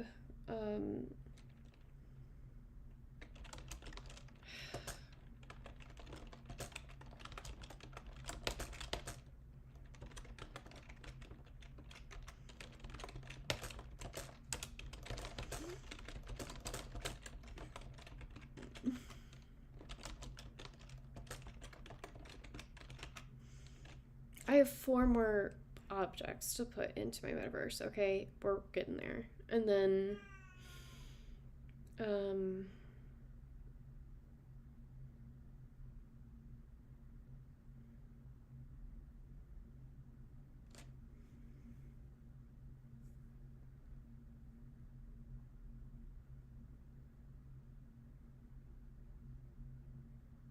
I'm just thinking about, someone was like, you should just use spatial. And holy shit, do you know how difficult my metaverse would be to implement in spatial? Like, it is not even funny. The amount of time it would take me to implement this in spatial is equivalent and or greater than me just doing it in my own metaverse. And I'm getting really, really defensive about it, because like, there's just things that I'm able to do because I have full control over the environment. I don't know why this rant is happening in the middle of me just doing a stupid to-do list, but here we go. Gosh.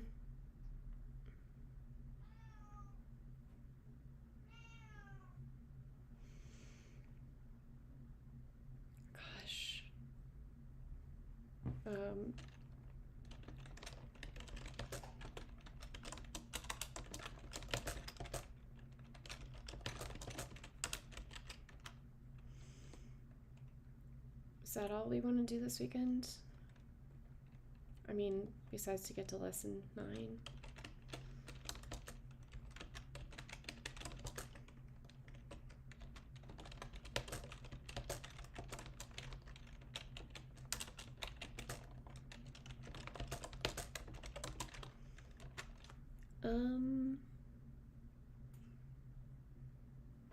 Yeah, we'll start with that. That's a good to-do list, and I will get this done. We're so close. Well, why don't we get less than 6 in here?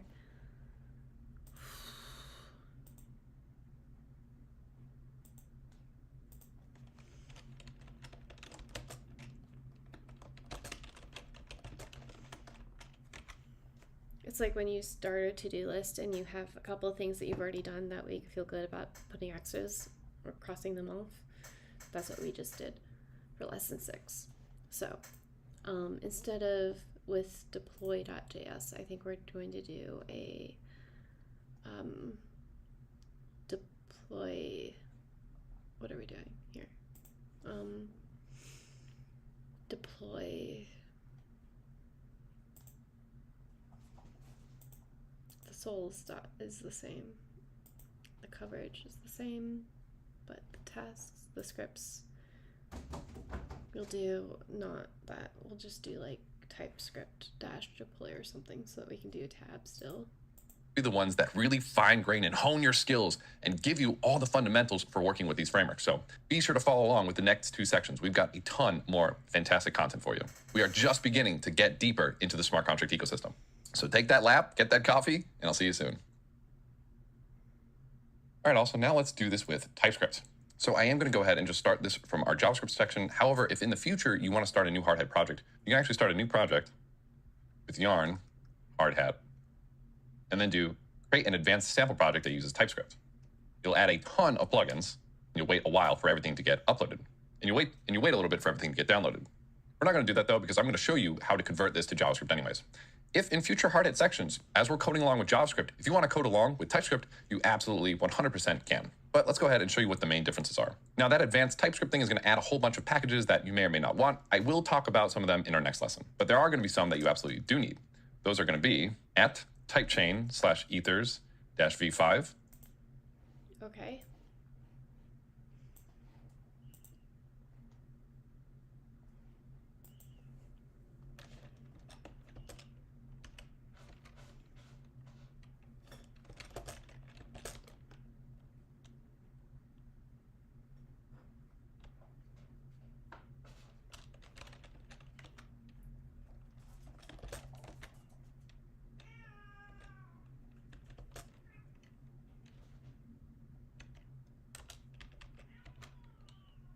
Oh, okay, that's what I did. So CP RF hardhat 666, and then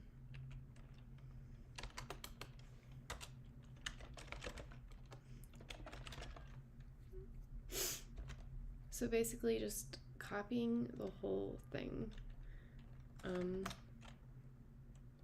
then CD hardhat TypeScript. npm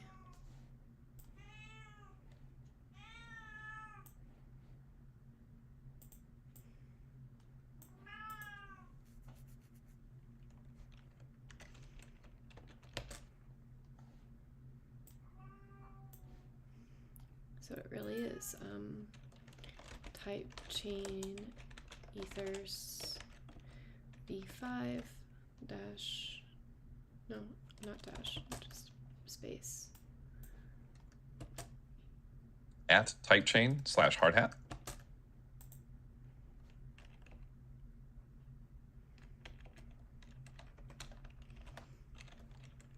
At typechain.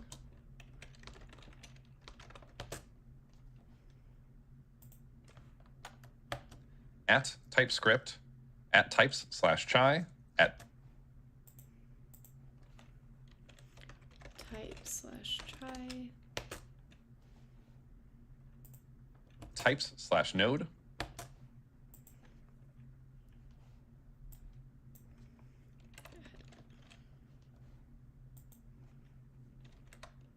at types node,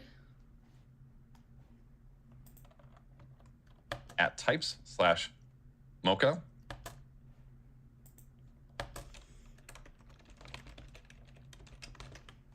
these types are basically just adding the interfaces. TS node, TypeScript node,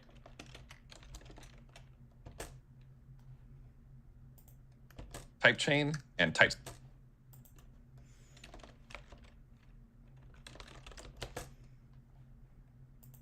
script.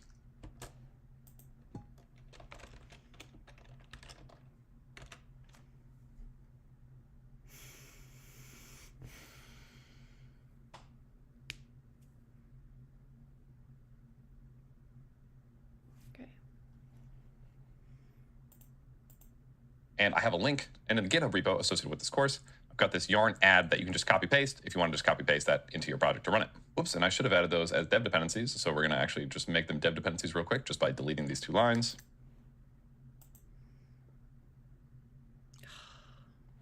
Okay, what did I do? Did I do the same thing? Well, first of all of this are now the wrong folder. So let's just ignore all the things. Go us. Okay, so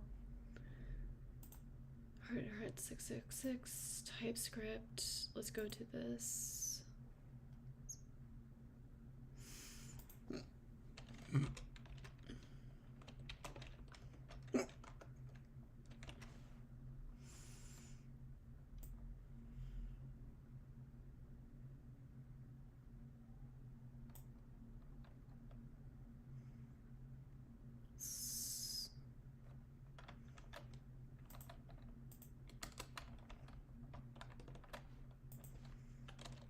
npm ci, which is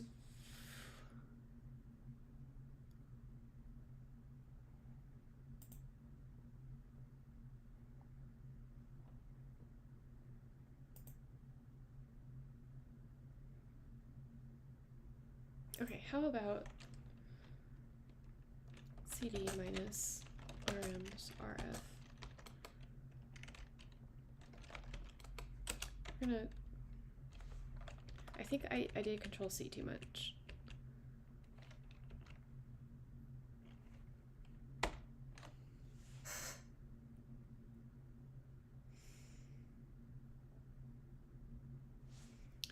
So when I go into this, package.json should have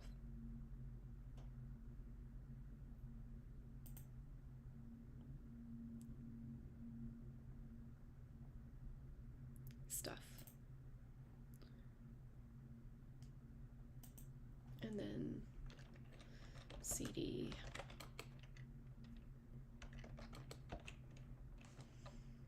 and did I accidentally put things in here? No, that's fine.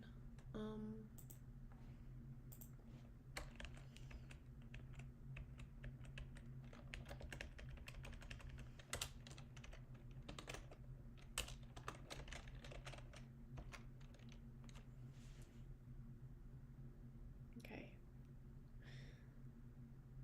Then that should be good. And adding a comma here. Awesome. That looks much better.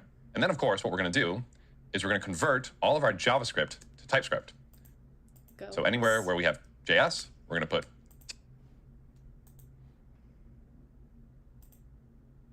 oh, this makes more sense.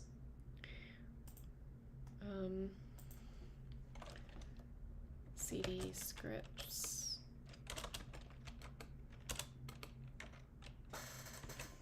MV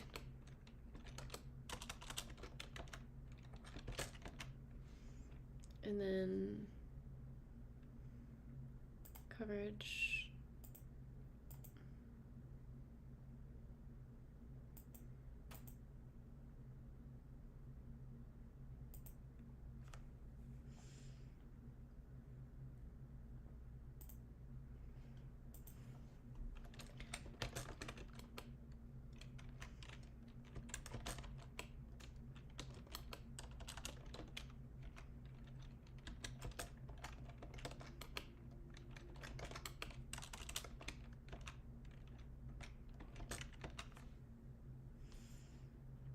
And then so scripts, tasks, and tests, right?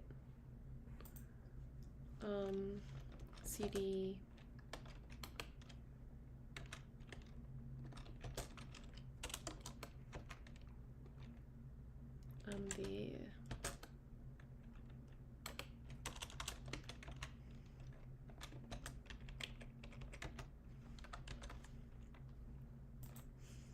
And let's see how much it yells at us. Pretty sure we need to just TS. Obviously, if you're coding this from scratch with TypeScript, you would do the .ts from the get-go. This includes our hardhat.config. That's also going to be typed. Ooh.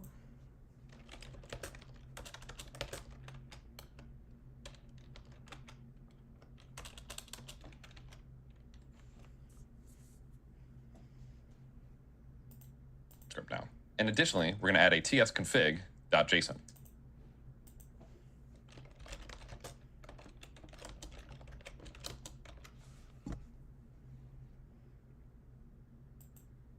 This is going to be our TypeScript configuration. Typically, for a setup, we're going to go with something. Okay. You make a good point. 9 hours, 54 minutes. So close to getting into that 10-hour mark. Can't even.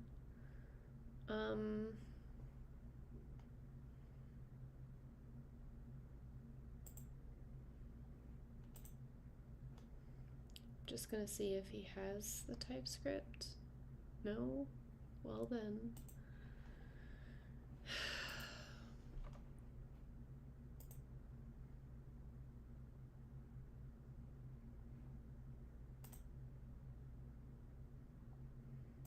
Not me trying to look to see if I have it somewhere already. Okay. So, compiler options. Target ES 2018 ECMAScript module common.js strict false true I guess ES module interop interoperability true outer are we sure it's dist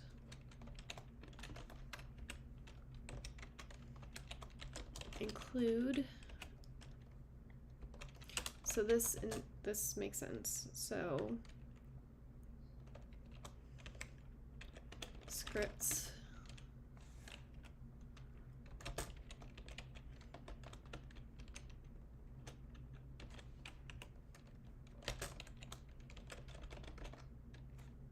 that should be tests like with a not just like a test but like all the tests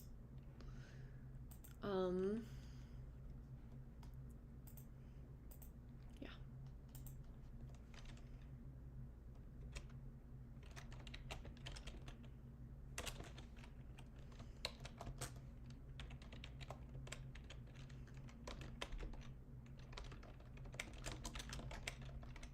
I'm assuming that the include is just everything within those file directories, and then files are just like one-off files.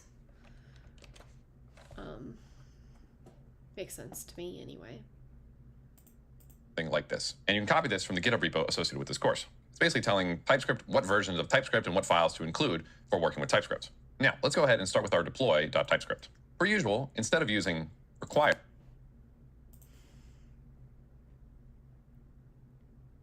so contracts are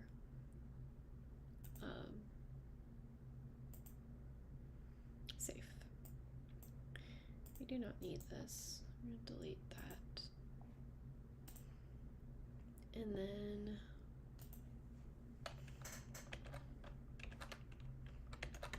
escalate import ethers run network. Have the spaces, Amy. Embrace the space.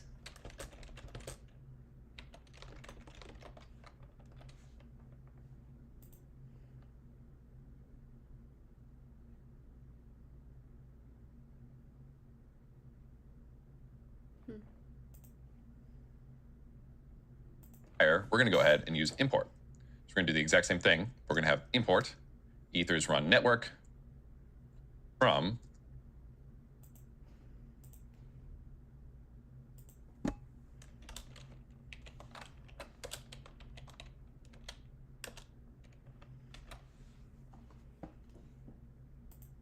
hard hat. And then in our verify function, we're going to add the types for these arguments. So contract address is going to be a string. Okay, so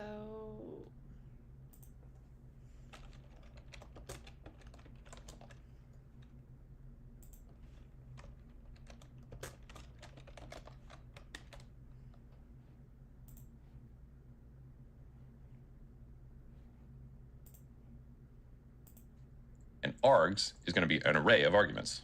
So we're going to say it's going to be any array, because it could be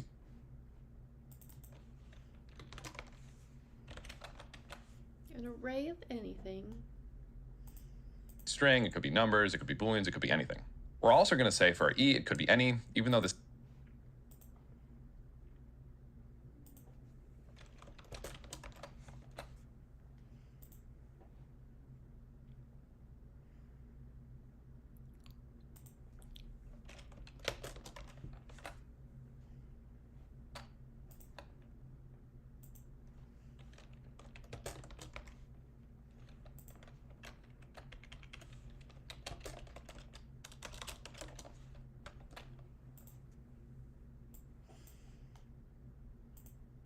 is technically an error type, we're just going to put any for simplicity for now. All of our TypeScript scripts are included in our tsconfig or any TypeScript files.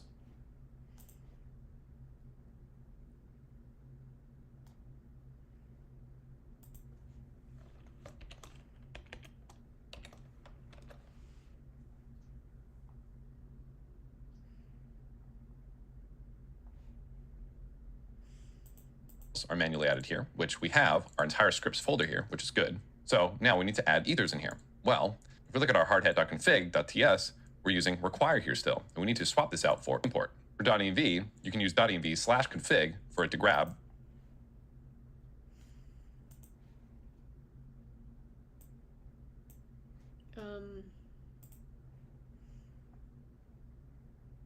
This one's the only tricky one, right? So,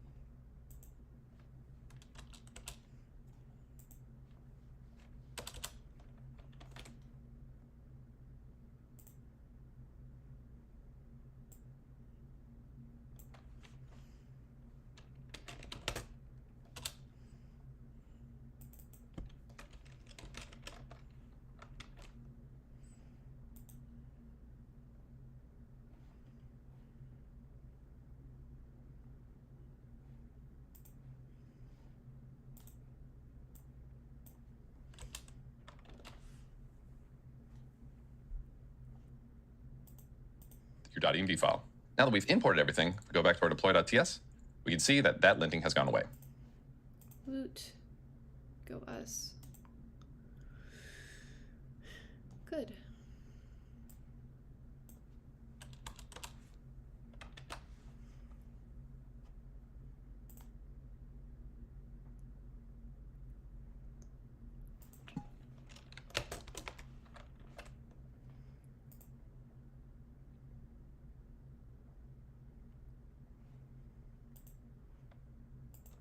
If you want to be even more explicit, we can go ahead and add import @nomic labs/hardhat ethers, like so. The reason we don't need to import it here is because these two packages also work with hardhat ethers, so they automatically import it. But if you want to be super explicit, you can go ahead and add it like so. Now, we're almost good to go, but remember, our hardhat.config is also importing our tasks. So we're going to need to update our tasks, our block number, to be TypeScriptified. So, of course, instead of const require,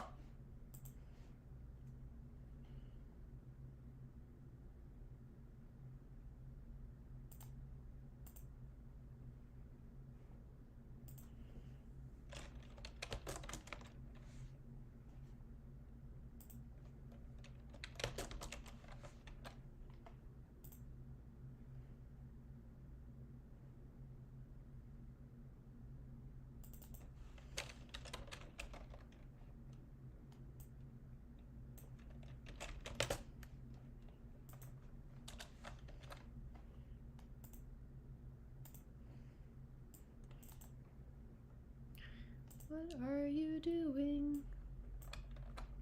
Okay, so we're converting this.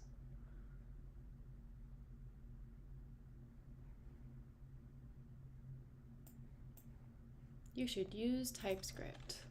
Also me. Just use any and everywhere. It'll be fine.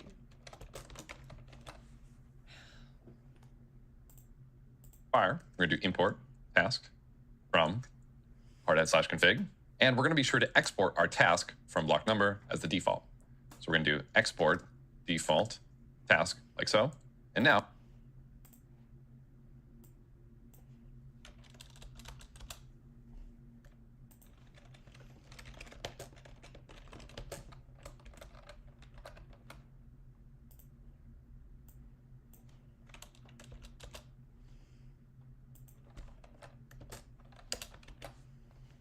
Okay. now we should be good to run our scripts. So we can just do yarn hardhat run. Yarn.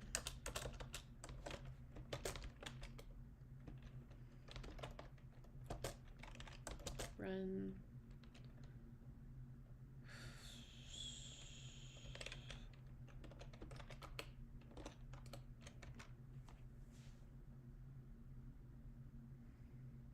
Built-in task names.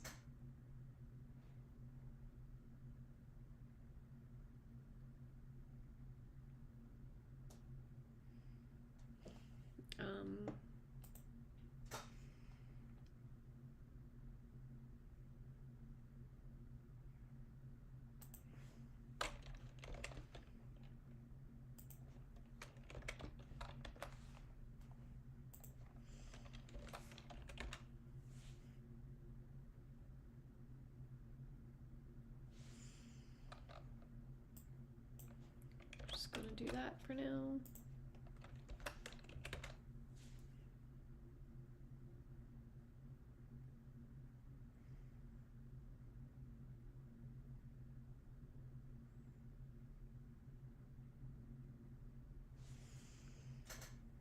Cannot find module.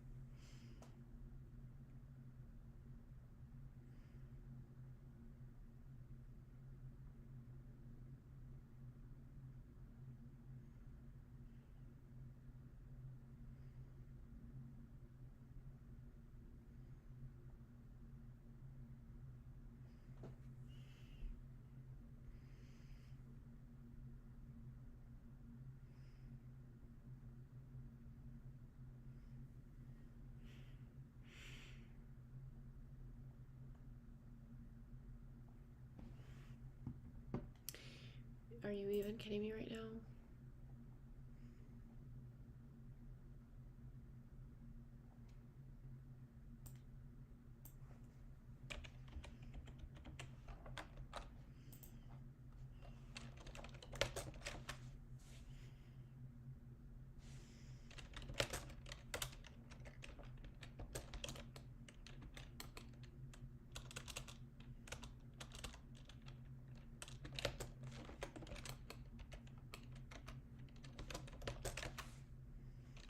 What is NMI? I.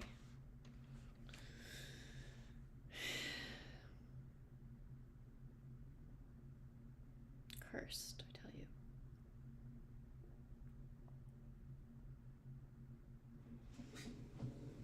Basically, the newest version of the TypeScript Mocha is not compatible with this. So I had to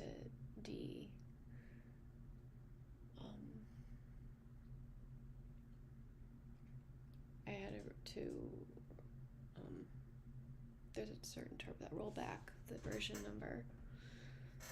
So let's see if we can run it now.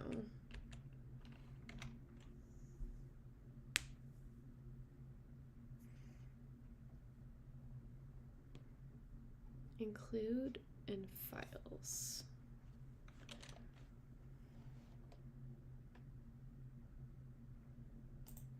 Did I?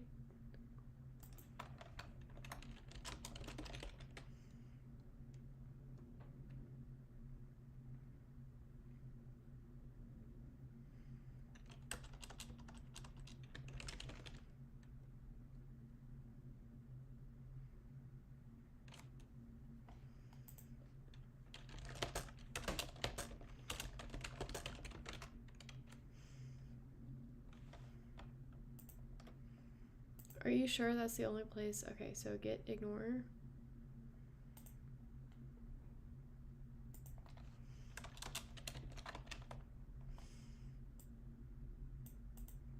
We don't need to do, you don't need that anywhere.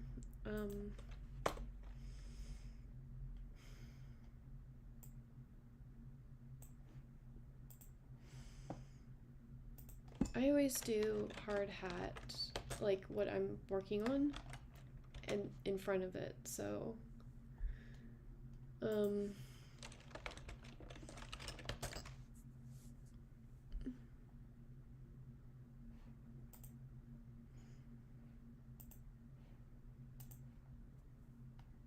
missing a word.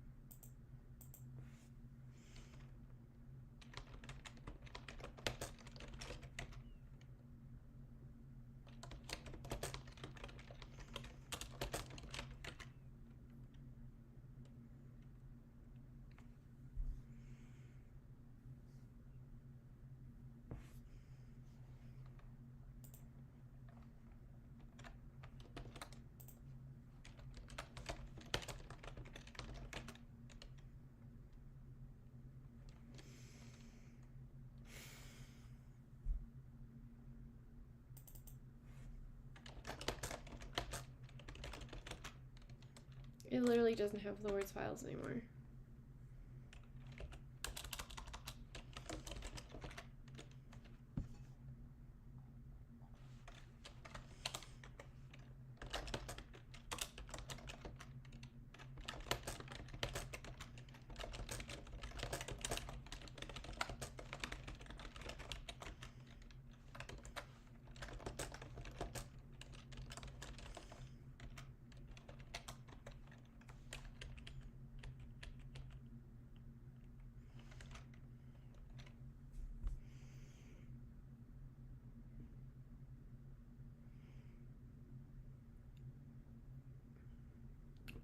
Okay.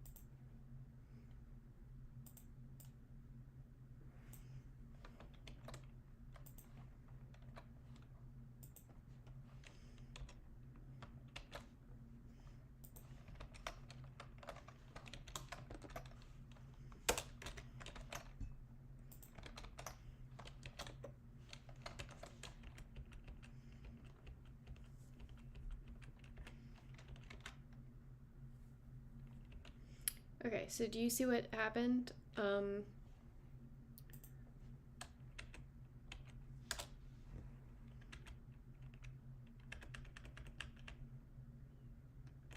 are you yelling at me? There's either a comma or there's not.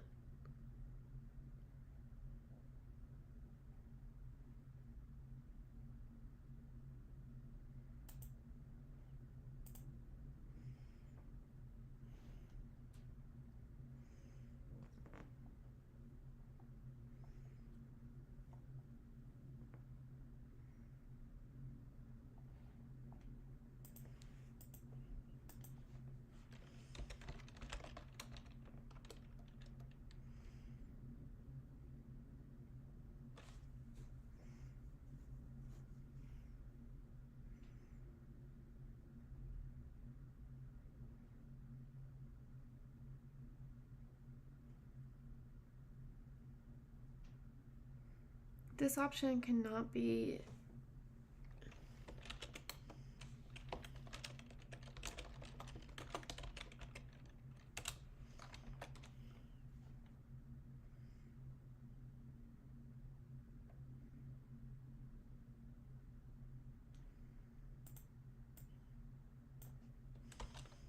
You're just complaining about nothing.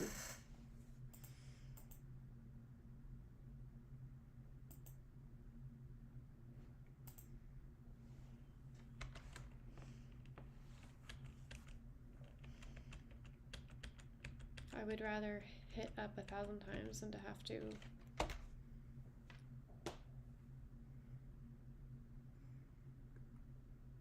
Okay, so that worked. Basically, this is an object, and then this needs to not be inside of that. So, yeah, TypeScript helps with things. Okay, let's finish this cursed thing, and then I can take a break. Scripts, deploy.ts. We can do network hard hat if we choose, and awesome. Now, it's when we get to the testing that things get a little bit different here. So let's go ahead and change this require to import just to make it happy there. And let's try to run yarn. Did I actually do the test? No.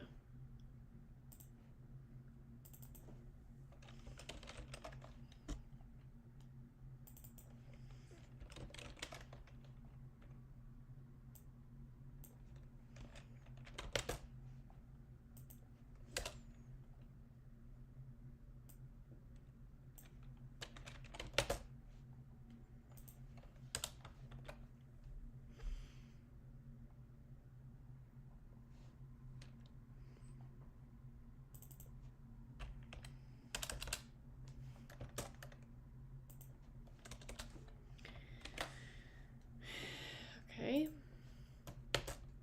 Hard hat test. We get a whole bunch of errors. And Sweet. npm it's npm x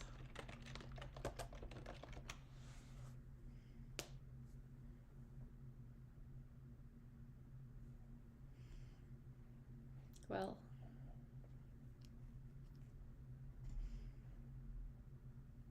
Oh, I guess yeah, that's fine. And in VS Code, we'll actually go ahead and get these errors right from the linter. One of the trickiest things that you run into as a developer in this space is calling functions on contracts where those functions don't exist, or vice versa, or not calling functions on contracts that do exist. Right now, the typing for our contracts is just type contract, which isn't super helpful because type contract doesn't necessarily have all the functions that we want it to have. We want our contracts to be of type contract, but we want them to be of the type of our contract. Because if they're the type of our contract, they can have all the functions that we want them to have. So to give our contracts the correct typing here, we actually can use this tool called Typechain, which gives our contracts correct typing. Typechain has a hard hat plugin, which allows us to use Typechain and TypeScript natively together. Typechain/hard hat was one of these things that we already installed. And to add it to our hard hat, we got to just go to the hard hat config and add it in. Import.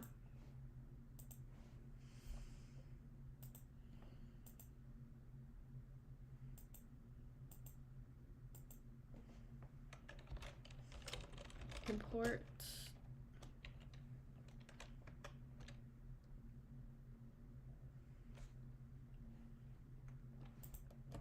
at Typechain/hard hat. Now once we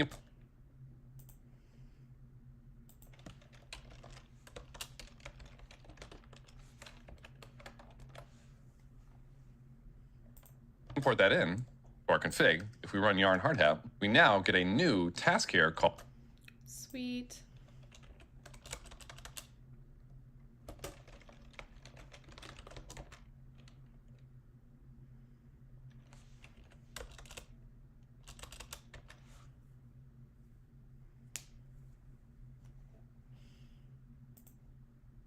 called Typechain. You read the description, it says generate Typechain typings for compiled contracts. This will enable all of our contracts to have their own typing. So we can have a simple storage variable of type simple storage contract, which is much better because we're always going to know exactly what we can do with each contract. To create this, we run yarn hard hat Typechain And this is going to create a new folder called typechain/.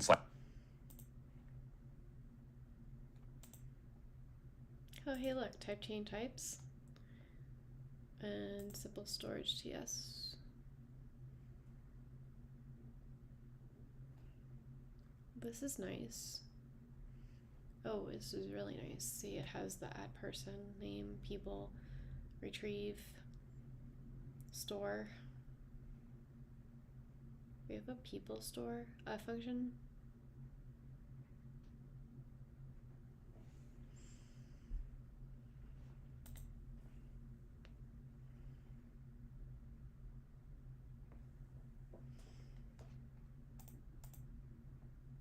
/types with types for all of our contracts. You can even go into our simple storage.ts, which is going to have all the different functions and everything you could do with our simple storage contract. I feel like what we're going to do is go into the test and import that in here and then automatically coded into TypeScript and JavaScript for us, which is incredibly helpful. And again, I know I haven't shown you what this is yet, but in our .getignore, we usually want to add typechain and typechain-types into our .getignore so we don't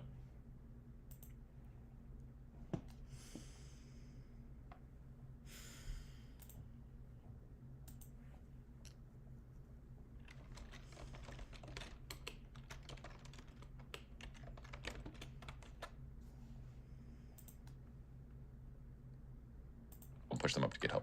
Now, back in our test, we're going to add the exact types of these different objects here. So we're going to import them from that folder that we just created. So we'll do import, simple storage.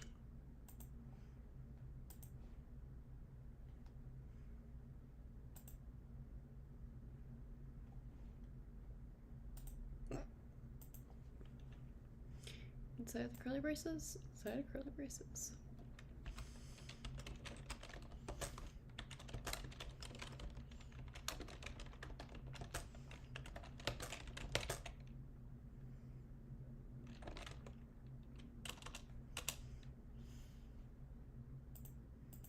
Comma, simple storage underscore underscore factory from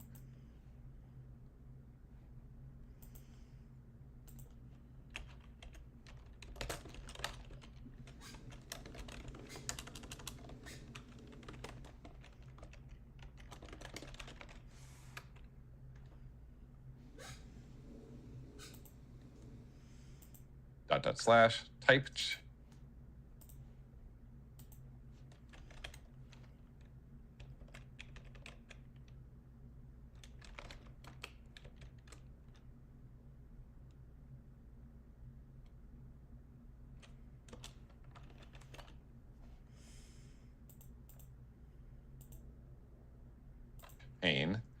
/types. The simple storage factory is going to be simple storage factory, and then simple storage, of course, is going to be simple storage. So now we're going to do let simple storage factory, which is going to be of type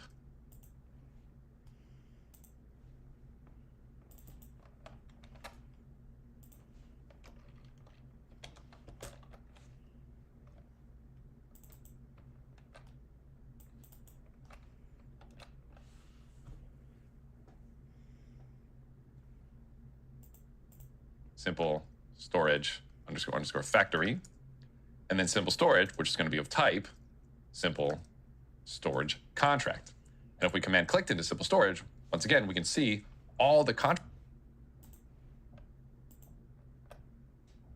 Okay.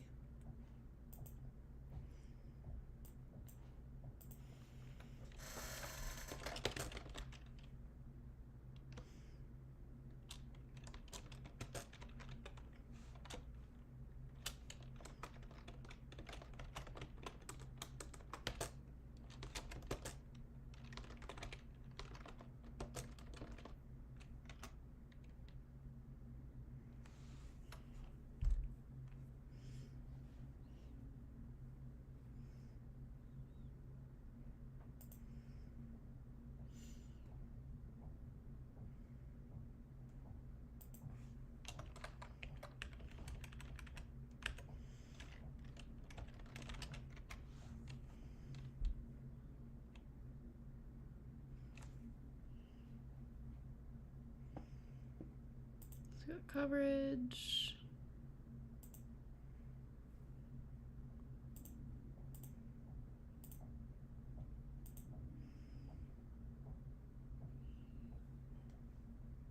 So it ran. Contract functions that we know and love are here. In addition, we have all the functions of the actual contract itself.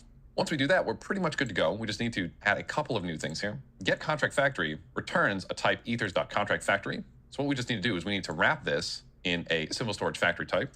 So we'll just do a little wrap like this, and we'll say as simple storage.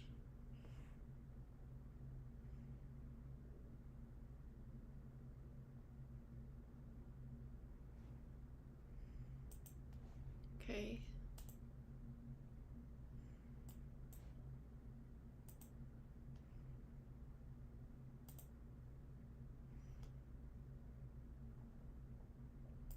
So we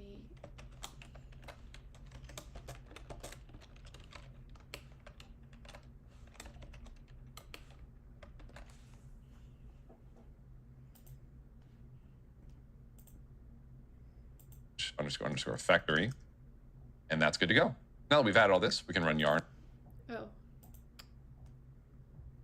Probably don't need it to be that then.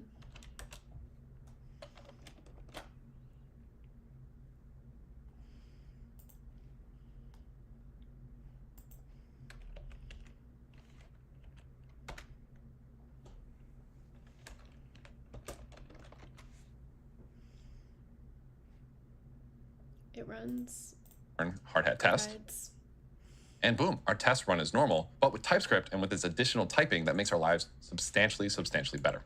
And that's going to be all you need to know for TypeScript. Per usual, all of the branches have an optional TypeScript branch that you can use to reference to work with TypeScript. Okay. We've learned. No, we're taking a break. I'll be back tonight. I need to do some metaverse stuff. Relax my brain a little. And I'll be back. Okay? See you.